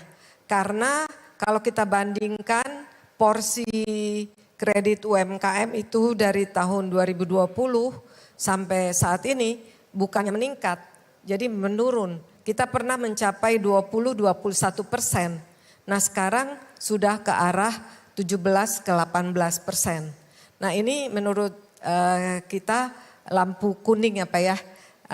Untuk kita bisa melakukan terobosan untuk bisa kita mencapai 25% dan harapannya kalau kita konsisten karena ini ada terobosan tidak tertutup kemungkinan itu bisa berakibat kepada peningkatan produktivitas usaha UMKM maupun juga pertumbuhan omset yang berdampak kepada pertumbuhan ekonomi yang 8% tadi. Apalagi kalau sinergi dengan seluruh stakeholders yang memiliki program-program prioritas ya, baik itu perumahan rakyat maupun juga makan bergizi gratis maupun juga program-program prioritas lainnya itu disinergikan benar-benar melibatkan UMKM lokal setempat,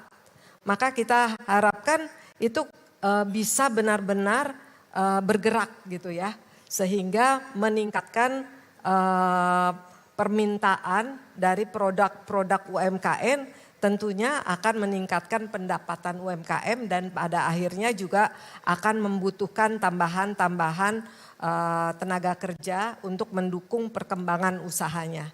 Jadi memang sekali lagi tema ini memang relevan. Kita benar bahwa permodalan itu tidak serta-merta bisa menjadi solusi. Tetapi itu adalah faktor elemen yang penting gitu ya untuk pertumbuhan usaha UMKM. Ada faktor-faktor yang lain, makanya kita karena banyaknya UMKM yang mikro, maka kita perlu melakukan pendampingan ya. Pendampingan meskipun dia mendapatkan pembiayaan, dia masih perlu pendampingan maupun juga dukungan legalitas, dukungan pemasaran ya, maupun dukungan digitalisasi dan dukungan kapasitas usaha. Nah, dari info ini juga saya mau menyampaikan betapa sebenarnya Pak untuk kita ambil contoh KUR ya Pak ya. Tadi kan Ibu Ani mengatakan porsi terbesar kredit UMKM adalah di sektor perdagangan ya Bu Ani ya. Di sektor perdagangan. Namun berdasarkan pengalaman kita ketika kita intervensi kebijakan bahwa KUR harus porsi terbesarnya minimal tahun lalu 60% untuk sektor produktif. Nah itu bisa tercapai. Nah kemudian mungkin next ya. Di tahun 2026 targetnya 65% sektor produksi. Bisa tercapai juga tuh sekarang. Sudah ke arah 65%, yaitu sekitar 64%-an sekarang. Jadi artinya memang efektif sekali dorongan kebijakan ya, dorongan regulasi kebijakan untuk mengarahkan sektor-sektor itu kemana. Nah ini kita nampaknya terbukti bahwa ketika dia diarahkan keberpihakan bahwa penyaluran kredit usaha rakyat itu porsi terbesarnya adalah untuk sektor produktif, maka itu bisa terlewati. Kalau dulu mungkin semuanya lebih mudah ke sektor perdagangan gitu ya. Tapi ini bisa. Nah jadi sekali lagi kami mengatakan bahwa sebenarnya bisa ya.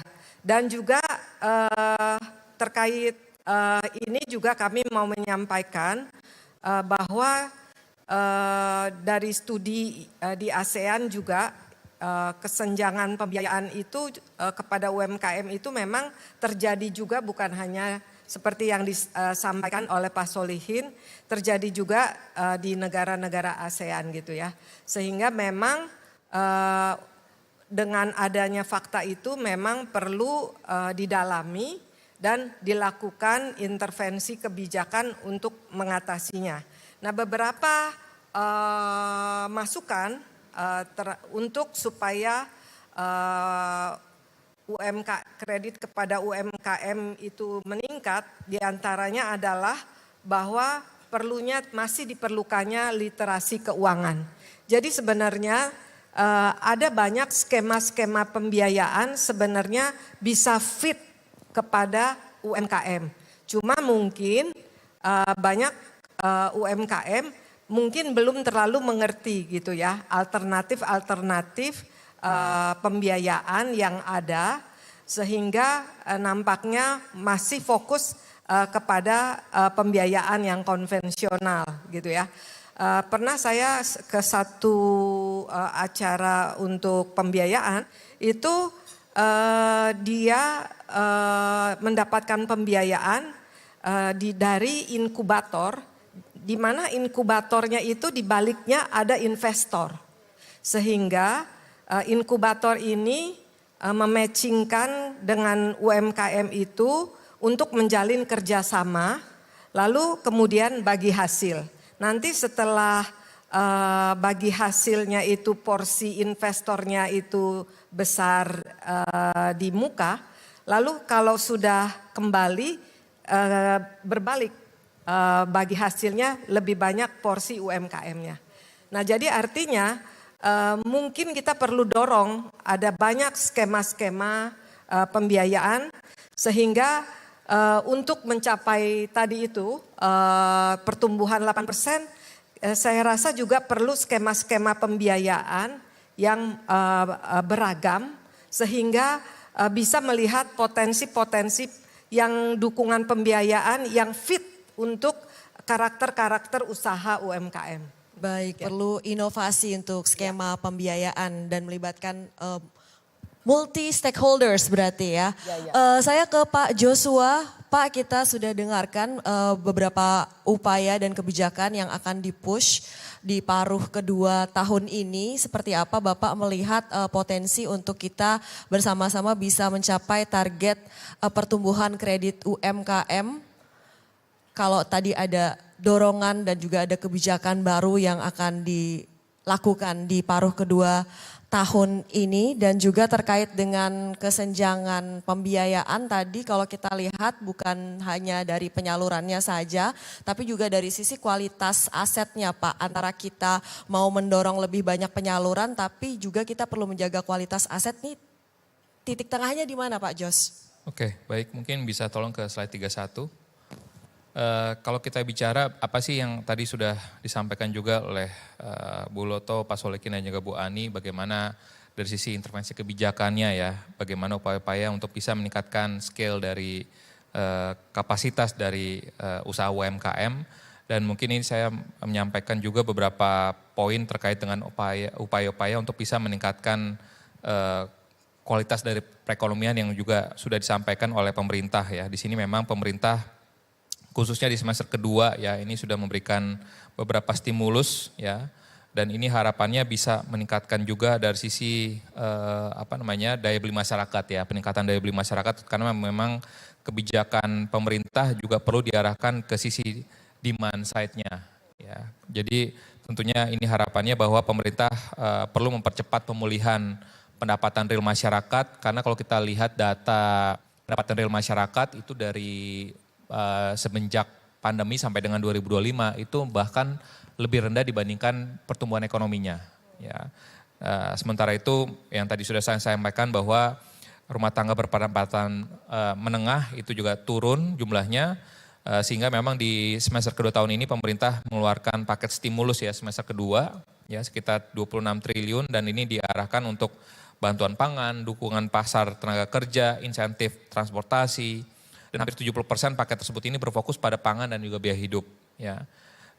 Dan estimasinya memang ini akan ada tambahan dampaknya terhadap pertumbuhan ekonomi sekitar 0,05 hingga 0,15% poin. Dan tentunya namun memang kembali lagi yang menjadi poinnya adalah penyaluran bantuan itu harus cepat, tepat sasaran, dan juga mempunyai hubungan langsung ya dengan ekonomi lokal. Ya. Yang kedua yang penting juga adalah penciptaan lapangan pekerjaan, yang ini harus menjadi inti dari kebijakan daya beli. Ya, program padat karya, perumahan, perbaikan irigasi, pengolahan pangan, pariwisata, dan juga industri yang berorientasi pasar domestik, ini harus dipercepat. Yang ketiga juga belanja pemerintah harus digunakan untuk menciptakan kepastian bagi UMKM. Ya, Peraturan Presiden 46/2025 ini juga menekankan bahwa peningkatan penggunaan produk dalam negeri. Ya, ini dan juga percepatan pengadaan pemerintah. Ini pelaksanaannya perlu diterjemahkan menjadi paket pengadaan yang dapat diikuti oleh UMKM. Ya. Keempat, pembiayaan UMKM ini harus lebih banyak diberikan berdasarkan pesanan, arus kas, hubungan rantai pasok ya. Karena memang kalau kita lihat kredit modal kerja, khususnya kredit UMKM itu kredit modal kerjanya masih terbatas, sementara itu kredit investasinya tumbuh cukup baik. Tadi disampaikan oleh Bu Loto terkait dengan pedoman KUR, ya kredit usaha rakyat 2026 ini juga telah membuka penggunaan sistem tertutup ya, yang memungkinkan tadi pemantauan aliran dana, validasi pembayaran hasil produksi, pelunasan pembiayaan dari pendapatan penjualan. Jadi pendekatan ini pun juga bisa menurunkan risiko tanpa selalu meminta bangunan ataupun lahan sebagai jaminannya. Dan yang berikutnya juga adalah kredit usaha rakyat ini perlu diarahkan pada modal kerja dan debitur baru yang benar-benar produktif. Dan pedomannya juga sudah menegaskan bahwa KUR ini ditujukan kepada usaha produktif dan juga layak ya, yang belum mempunyai jaminan tambahan ataupun jaminannya belum cukup ya. Dan kalau kita lihat lagi bagaimana yang mungkin next slide-nya. Di sini kalau kita lihat bagaimana yang bisa diupayakan, slide berikutnya. Kalau kita lihat juga bagaimana dari sisi kebijakan, ini beberapa tadi 4 pengungkitnya tadi sudah saya sampaikan bahwa dari sisi fiskal, moneter, sektor realnya dan juga UMKM-nya ini juga penting sekali. Karena ini menjadi salah satu daya dorongnya tadi untuk bisa meningkatkan daya ataupun kapasitas dari UMKM itu sendiri. Karena kalau itu semuanya terlaksana tentunya harapannya dari sisi perbankan, industri keuangannya pun juga akan bisa menangkap itu dan akhirnya appetite dari sektor jasa keuangan pun juga akan membaik ke depannya sehingga penyaluran kreditnya pun juga itu pun juga akan membaik juga. Dan ini juga kami apresiasi juga terkait dengan peraturan pemerintah 47 2024 ya ini dan juga terkait juga dengan penghapusan piutang ya, ini juga harapannya kalau kita lihat memang NPL untuk UMKM sudah mulai membaik ya, artinya ini juga menjadi salah satu pivoting point bahwa dengan adanya pemutihan ini pun juga untuk kredit macet dan juga insentif pajak UMKM ya. Karena bagi bank ini juga penghapusan piutang yang lama ini juga membantu tadi membersihkan portfolio yang sudah lama yang tidak produktif dan mengurangi biaya administratif ya, penagihan terhadap kredit kecil yang kemungkinan masih tertagih dan tentunya tadi insentif pajak penghasilan final ya sebesar 0,5% ini pun juga saya pikir ini juga memiliki dampak positif ya dari PP Peraturan Pemerintah 20/2026 yang menetapkan tarif final 0,5% bagi kelompok wajib pajak yang memenuhi kriteria. Tentunya ini pun juga insentif ini mendorong formalisasi bagi UMKM ya, karena pelaku UMKM yang mengetahui beban pajaknya rendah dan mungkin mudah dihitung lebih terdorong untuk tadi membuat NPWP, nomor induk berusaha, NIB, rekening usaha dan juga melakukan pencatatan penjualan. Dan ini tentunya data-data tersebut akan digunakan dengan persetujuan pelaku usaha untuk tadi memperkuat penilaian kelayakan kredit. Ya tadi selain penjaminan tadi disampaikan oleh Bu Loto ataupun Bu Ani, artinya bahwa dengan beberapa kebijakan dari pemerintah ini pun juga harapannya secara keseluruhan tadi bahwa pemutihan kredit ini akan memperbaiki sisi neraca dan kesempatan. Yang kedua tadi insentif pajak ini pun juga memperbaiki arus kas dan juga kepastian usaha. Dan dampaknya pasti akan kuat ya apabila tadi keduanya dihubungkan dengan pembiayaan baru yang sehat ya, dan pembukuan sederhana, akses pasar, pendampingan dan juga penilaian berdasarkan arus kas. Dan tanpa itu memang pemutihan tadi ini hanya akan membersihkan masa lalu dan insentif pajak hanya menunda beban saja tetapi tidak otomatis menciptakan usaha yang tumbuh. Demikian Mbak Alin, terima kasih. Baik, terima kasih Pak Jos. Saya singkat saja ke Pak Solihin sebelum saya lempar ke audiens untuk Q&A dengan serangkaian kebijakan yang sudah ada, yang existing plus yang akan diimplementasikan di paruh kedua tahun ini. Apa sebenarnya yang dibutuhkan atau apa lagi yang kita bisa upayakan supaya perbankan ini bisa lebih optimal lagi untuk fungsi intermediasinya terkait dengan pembiayaan UMKM ini Pak. Tidak ragu-ragu lagi seperti itu Pak. Ya, terima kasih. Saya rasa gini, kalau kita bicara itikat komitmen dari pemerintah dan juga otoritas terkait ini kan sudah cukup tinggi gitu ya. Dan juga inisiatif-inisiatif tadi yang kita diskusikan juga cukup banyak. Nah memang tinggal kita itu bagaimana mengorkestrasikannya gitu Mbak. Jadi sehingga kalau kita bicara ya sinergi itu memang harus kita terus perkuat. Kalau kita bicara, nah dua hal yang memang saya ingin singgung di sini, mungkin coba di slide saya yang satu ya. Ya, ini yang kita terus terang aja kalau tadi kita bicara digitalisasi, aspek lembagaan literasi sudah kita singgung tadi ya. Yang saya ingin menyinggung nomor 3 itu ya, bagaimana kita punya inisiatif namanya PINISI, Program Intermediasi, Percepatan Intermediasi Indonesia. Jadi kita mempertemukan gitu, jadi orkestrasi, sinergi komunikasi antar pelaku ekonomi dan pelaku di sisi demand dan di sisi supply. Ini kita temukan gitu. Jadi di sini inisiatif ini juga didukung oleh berbagai KL terkait sehingga informasi-informasi optimisme itu kita bangun melalui PINISI itu dan mereka ditemukan gitu. Jadi kita ini terus ini ongoing, terus ini glinding programnya. Kita terus rutin event-event itu, policy dialogue, kemudian kita business matching. Ini mereka kita temukan. Nah disitulah UMKM itu kita pasti akan kita perkuat di positioningnya. Nah yang kedua juga mengenai diplomasi ekonomi. Kalau kita bicara mau go ekspor, mau diplomasi ekonomi kita harus kuat gitu ya. Jadi memang kalau dari sisi domestik, Bank Indonesia memiliki 46 kantor cabang, kita juga memiliki kantor perwakilan di luar negeri. Tetapi kita bicara pemerintah memiliki kedutaan besar gitu ya. Nah sinergi dalam konteks diplomasi ekonomi itu juga harus kuat gitu. Kayak kita ya bagaimana penetrasi produk-produk ke dalam negeri, produk asing, itu karena memang tadi diplomasi ekonominya kuat. Jadi saya rasa penguatan sinergi udah is a must gitu ya, supaya nanti kita nggak tercerai-berai gitu, Mbak. Intinya itu dan kita terus terang aja kalau melihat perbankan, mestinya nanti dengan kebijakan tadi istilahnya insentif yang kita tambah, ya, terus juga RPIM yang kita relaksasi, ini mestinya perbankan bisa menyambut aktif dengan antusias gitu sehingga nanti tentunya ini akan mendorong geliat dari UMKM ke depan dan kita optimis untuk itu. Terima kasih. Optimistis gitu ya untuk itu ya Pak. Saya Baik. Selalu membangun virtuous circle instead of vicious gitu. Selama ini kita bicara vicious circle, lingkaran kematian itu harus kita pangkas, kita jadikan virtuous circle dengan samsat dari sisi demand oleh pemerintah, otoritas, dan kita tetap optimis.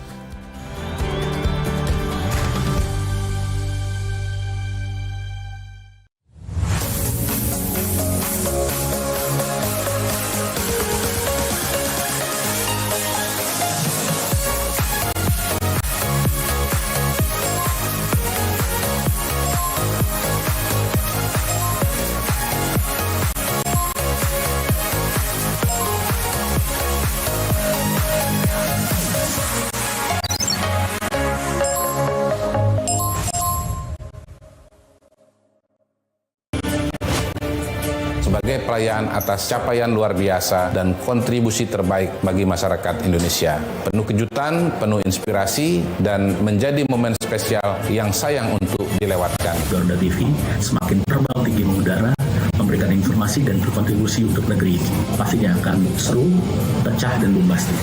Haru padu bergemuruh. Saksikan HUT ketiga Garuda TV segera.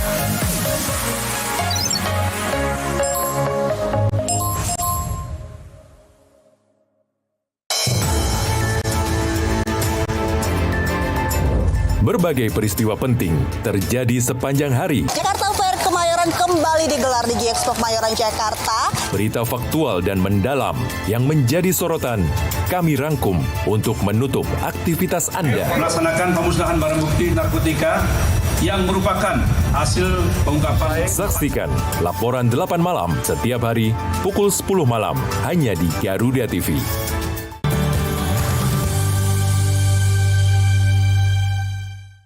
Saya akan buka untuk Q&A, sudah ada 2, 3, wah cukup banyak yang bertanya, tapi karena keterbatasan waktu kita akan ambil 2 penanya saja. Saya mau balance 1 penanya wanita dan 1 penanya pria. Boleh dibantu oleh Tim. Saya ingin bertanya, menurut Bapak dan Ibu, kebijakan atau intervensi apa yang paling mendesak dari pemerintah agar pengembangan serat alam lokal ini bisa menjadi bagian dari strategi ketahanan industri sandang di Indonesia? Jadi kalau kita lihat, kita tidak hanya membangun industri garment yang di sektor hilir, tapi kita juga harus membangun kemandirian serat kita yang ada di hulu gitu. Dan tentunya ini juga mendorong ya jutaan petani serat dan UMKM kita di Indonesia untuk ikut naik kelas dan meningkatkan nilai tambah dari produk yang mereka panen gitu. Terima kasih. Baik, terima kasih pertanyaan dari Dewan Serat Indonesia. Satu penanya lagi. Oke, saya Pandit Swaminatha dari Swaminatha Institute. Saya senang sekali dengan euforia keberhasilan dari penyaluran kredit ke UMKM. Tapi bagaimana dengan kredit macet? Tadi sudah disampaikan adanya pemutihan sesuai dengan PP nomor 47 ya tahun 2024. Nah, tadi sudah disampaikan juga pemutihan itu. Tapi apakah penghapusan itu akan merusak dari PDP? Yang tadi disampaikan, nih tingkatannya banyak, peningkatannya banyak segala macam, tapi dengan adanya piutang kredit macet ini akan menjadi mengganggu perekonomian itu. Apakah nanti akan ada lagi pemutihan hal tersebut? Karena saya mendapatkan data secara akademis dan secara juga dari UMKM, pelaku UMKM sendiri, bahwa sementara 90% startup di seluruh dunia itu mengalami kegagalan. 20% gagal di tahun pertama. Di Indonesia pola kegagalan 80%. Nah, penyebab utamanya ternyata tidak ada kebutuhan pasar. Tidak ada kebutuhan pasar. Jadi akhirnya salah produk. Ya, tidak inovasi. Kehabisan modal, cash flow tadi ya, 38%. Persaingan dan produk yang salah. Jadi apakah pembinaan yang dilakukan itu gagal? Atau ada masalah lain? Itu aja pertanyaannya. Terima kasih. Baik, terima kasih. Karena keterbatasan waktu, 3 pertanyaan ini akan kami langsung bulk ya, atau kita akan bundling, dijawab, direspon oleh masing-masing pembicara sesuai dengan kapasitas dan kompetensinya. Saya mulai dari Ibu Loto dulu, Bu. Mungkin ini sekaligus juga menjadi closing statement. Kita akan rangkum karena keterbatasan waktu, silakan. Nah, jadi kita membuat super apps yang mengintegrasikan layanan dukungan kepada UMKM bisa diakses di seluruh Indonesia. Nah, semua dukungan apa? Termasuk tadi dukungan akses pasar, kapasitas usaha, legalitas, standarisasi atau sertifikasi, pemasaran, perlindungan hukum, ya, supaya apa? Supaya UMKM-nya mungkin tidak terlalu banyak waktunya untuk cek banyak website dari segala sumber. Nah, harapannya ini menjadi terobosan untuk UMKM itu bisa proses untuk menaik kelas karena dengan segala keterbatasannya banyak dukungan yang diperlukan. Nah, yang kedua yang kami harapkan nanti data itu menjadi data tunggal, data yang dinamis. Sehingga kita bisa melakukan intervensi kebijakan yang tepat.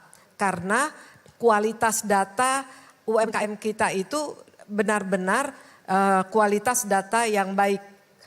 Sehingga tepat sasaran. Saat ini ada sekitar 34 kementerian lembaga mungkin yang memiliki dana untuk pemberdayaan UMKM termasuk semua Pemda. Nah, ini kan harus kita koordinasikan. Jangan sampai mereka UMKM itu mendapatkan pemberdayaan yang sama di semua kementerian padahal yang dia perlukan adalah kenaikan kualitas pembinaan gitu ya. Sehingga nanti bisa jadi nanti satu kementerian atau beberapa kementerian atau Pemda itu mengerjakan pembinaan dasar. Lalu ada beberapa kementerian yang sudah lanjutan. Misalnya untuk Kementerian Perdagangan udah kelas ekspor. Sehingga dia tidak perlu pemberdayaan dasar itu dia lakukan. Hanya dari beberapa Pemda maupun juga kementerian yang melakukan kewirausahaan ataupun dukungan pendampingan. Nah itulah yang kita harapkan, semoga kita bisa melakukannya dengan optimal dan juga UMKM bisa terbantu. Saya ke Pak Solihin. Ya, terima kasih Bu Meli, saya nambahkan Bu Luto aja. Kalau kita bicara konkretnya gitu ya, BI juga selama ini kan kita mendukung kegiatan Wastra Nusantara gitu ya. Kita punya beberapa inisiatif dan ini baru bulan lalu juga baru di launching transformasi 4 program yang tadi selain Baristra itu semua juga Wastra Nusantara. Juga kita bicara air bersih, juga bicara mengenai petani pangan gitu ya. Poinnya adalah saya rasa nanti kita bisa nggak usah slide ini ya. Nanti malah bingung. Tapi poinnya kita bicara, serasa ruang itu banyak Bu. Jadi tentunya kita juga dengan transformasi itu kita nggak akan tidak hanya wastra yang sifatnya konvensional, tapi mungkin yang nanti beyond konvensional. Dan saya rasa nanti bisa Ibu merapat dengan teman-teman. Kita punya departemen juga, kalau di Bank Indonesia itu adalah Departemen Ekonomi Keuangan Inklusif dan Hijau. Jadi udah kena inklusinya, kena hijaunya, jadi semua itu dapat Bu. Jadi seperti itu. Untuk Pak Danang saya nggak berlama-lama juga, karena memang isunya ini kan juga Bapak, kalau Bapak sejak 5 tahun yang lalu, pertanyaan ini juga sudah saya dengar 10 tahun yang lalu Pak. Jadi sama-sama, jadi nggak apa-apa Pak. Kita harus optimis. Poinnya gini Pak, poinnya memang UMKM ini perlu jump start Pak. Ya. Jadi kita nggak bisa semua itu dibebankan 8% ke UMKM, susah gitu. Tadi kita bicara lesson learned dari pengalaman negara maju, dia menopang industri-industri yang kuat gitu.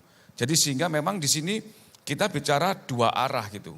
Nah jumpstart kita, itu tadi kenapa kita bicara sangat concern kok kreditnya kok tumbuh sangat rendah gitu ya. Karena kita memang nggak lepas masih dari scarring effect sejak COVID itu kita memang sangat signifikan Bapak Ibu sekalian. Dulu itu kita sempat kredit UMKM itu sekitar 20%, 22%. Tapi sekarang itu di bawah 20 karena tadi scarring efeknya lah itu yang harus kita atasi. Nah sehingga perlu memang program-program tadi disampaikan oleh Mas Joshua, jumpstart dari sisi demand iklim usaha sehingga nanti UMKM itu terangkat. Karena kalau nggak gitu nanti pegawainya itu di lay off, pendapatannya berkurang, konsumsi berkurang, UMKM juga. Memang ini klasik. Nah bagaimana kita nanti, kenapa kita perlu sinergi itu agar membangun virtuous circle instead of vicious gitu. Selama ini kita bicara vicious circle, lingkaran kematian itu harus kita pangkas, kita jadikan virtuous circle dengan jumpstart dari sisi demand oleh pemerintah, otoritas, dan kita tetap optimis. Untuk closing statement saya sampaikan pantun aja ya, dari tadi nggak ada yang pantun gitu. Betul Pak. Karena isunya UMKM, ini pantunnya pantun agak-agak kampungan dikit gitu ya. Jadi karena gerimis kita berteduh di ujung tikungan. Sambil ngantri membeli kawat di toko Pak Mamat. Ayo terus optimis membangun sinergi untuk kebijakan. Membangun UMKM sehat kuat untuk Indonesia hebat. Demikian. Terima kasih. Terima kasih Pak pantunnya. Saya ke Ibu Ayah Handayani, silakan Bu. Nah terkait dengan tadi kredit macet Pak Dani, bahwa sebenarnya yang disampaikan oleh Pak Joshua PP 47 itu udah lewat. Memang hanya berlaku untuk 5 bulan. Jadi nah ini sudah diupdate kembali di dalam Undang-Undang P2SK yang baru, yang kemarin baru di amandemen. Dalam Undang-Undang P2SK itu dimungkinkan bagi bank ya, dan tidak hanya bank saja tapi juga termasuk bank milik pemerintah daerah, jadi BPD, untuk dapat melakukan penghapusan terhadap kredit-kredit UMKM yang bermasalah, kredit tentunya yang sudah mengalami macet. Pak, kalau ini sebenarnya kebijakan ini bagus karena untuk memberikan kepastian bahwa penghapusan kredit macet ini yang dilaksanakan tentunya dengan itikat yang baik, dan berdasarkan juga proses yang sesuai dengan governance ya, itu akan memberikan manfaat bagi bank karena ini tidak tersandera di bank Pak. Kalau ini masih tetap ada di bank, ini akan menyebabkan non-performing loan, rasionya itu bank tuh tinggi. Nah pada saat NPL tinggi, ini permasalahannya nanti juga akan menyebabkan bank itu, terutama NPL UMKM, itu mereka terhambat untuk dapat menyalurkan KUR seperti itu. Dengan dihapus bukukan, maka NPL bank itu diharapkan bisa membaik. Mereka dapat terus menyalurkan kredit program pemerintah. Dan yang pastinya juga bagi UMKM juga akan memberikan manfaat bahwa mereka yang sudah tidak memiliki kemampuan untuk melakukan pembayaran ataupun pembiayaan, mereka bisa dapat bangkit kembali. Mereka bisa melakukan usaha kembali seperti itu. Jadi sebenarnya penghapus bukuan ini akan memberikan manfaat tidak hanya kepada bank tapi juga kepada UMKM. Mungkin demikian dari saya, dalam arti saya tidak ada pantun seperti Pak Solihin. Pada intinya kami kolaborasi sinergi dalam rangka bagaimana mendukung UMKM yang kuat, berkesinambungan, itu merupakan suatu hal kunci yang mungkin perlu kita upayakan bersama. Demikian, terima kasih Mbak Alin. Terima kasih Ibu Aya. Saya ke Pak Joshua. Oke. Mohon maaf, katanya karena paling penghabisan paling sedikit waktunya Pak. Mungkin bisa merangkumkan diskusi kita pada hari ini sekali respon pertanyaan. Saya mungkin akan tadi mungkin akan mensampaikan apa yang saya sampaikan juga, bahwa secara umum stabilitas perekonomian dan juga perbankan masih tetap terjaga. Yang kedua tadi adalah kredit UMKM juga menuju titik baliknya. Yang ketiga adalah daya beli masyarakat, ini adalah menjadi swing factor, artinya ini menjadi variabel kunci yang akan menentukan trajektori pemulihan kredit UMKM ke depannya. Lalu yang keempat adalah ruang kebijakan masih cukup ya, di mana BI masih mempertahankan suku bunganya dan juga inflasi masih tetap dalam target sasarannya. Meskipun memang tentunya beban jangka pendeknya itu ada pada fiskal ya, semester kedua dan juga implementasi KUR yang agresif. Kebijakan ini memang sedang bergerak dan sinergi antar otoritas tadi disampaikan akan menentukan efektivitasnya. Dan message akhirnya adalah kita berada di titik krusial di mana stabilitas sudah dijaga dengan baik, ya, tinggal mengonversinya menjadi pertumbuhan yang inklusif. Sinergi antara otoritas, pemerintah, industri perbankan dan juga pelaku usaha menjadi kunci. UMKM sebagai tulang punggung perekonomian ini harus menjadi prioritas, bukan sekedar retorika saja. Tetapi diwujudkan dalam kebijakan yang terukur dan implementasi yang konsisten. Demikian Mbak Alin, terima kasih. Baik, terima kasih. Jadi Bapak Ibu sekalian, keberpihakan itu ada. Kita sedang mengupayakan sinergi untuk membangun ekosistem terintegrasi yang sehat dan inklusif. Sekali lagi boleh kita berikan tepuk tangan yang paling meriah untuk para panelis kita dan juga Bapak Ibu semua yang sudah hadir bersama kita di kesempatan hari ini. Sebagai konklusi, saya singkat saja ya. Saya terpancing karena Pak Solihin tadi keluarin pantun, saya keluarin pantun juga. Karena ini masih demam Piala Dunia, boleh dibantu, cakep ya. Baik. Erling Haaland minum madu. Jude Bellingham minum susu sapi. Menata optimisme memperkuat UMKM semakin maju. Kita bersama-sama bangun sinergi ekosistem terintegrasi. Baik, itu dia. Saya kembalikan ke rekan saya yang cantik, Zevanya, silakan.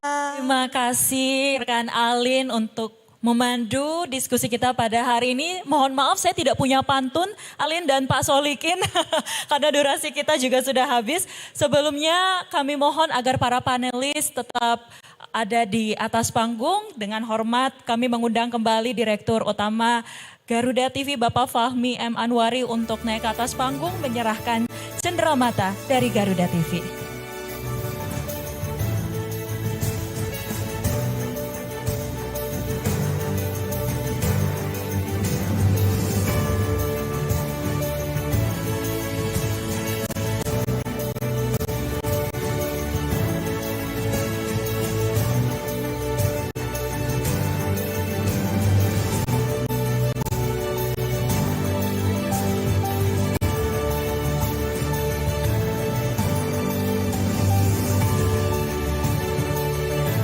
Saya akan pandu dalam 3, 2, 1. Sekali lagi. 3, 2, 1. Kita beri tepuk tangan sekali lagi buat para panelis kita pada hari ini, sudah luar biasa membagikan pandangannya untuk penguatan UMKM tanah air. Dan para hadirin, demikianlah seluruh rangkaian acara Economic Briefing 2026 pada siang hari ini. Terima kasih kepada seluruh tamu undangan yang hadir dan terima kasih untuk seluruh pihak yang telah mendukung acara ini. Saya Sevanya Sara, selamat siang dan sampai jumpa di Economic Briefing 2026 selanjutnya.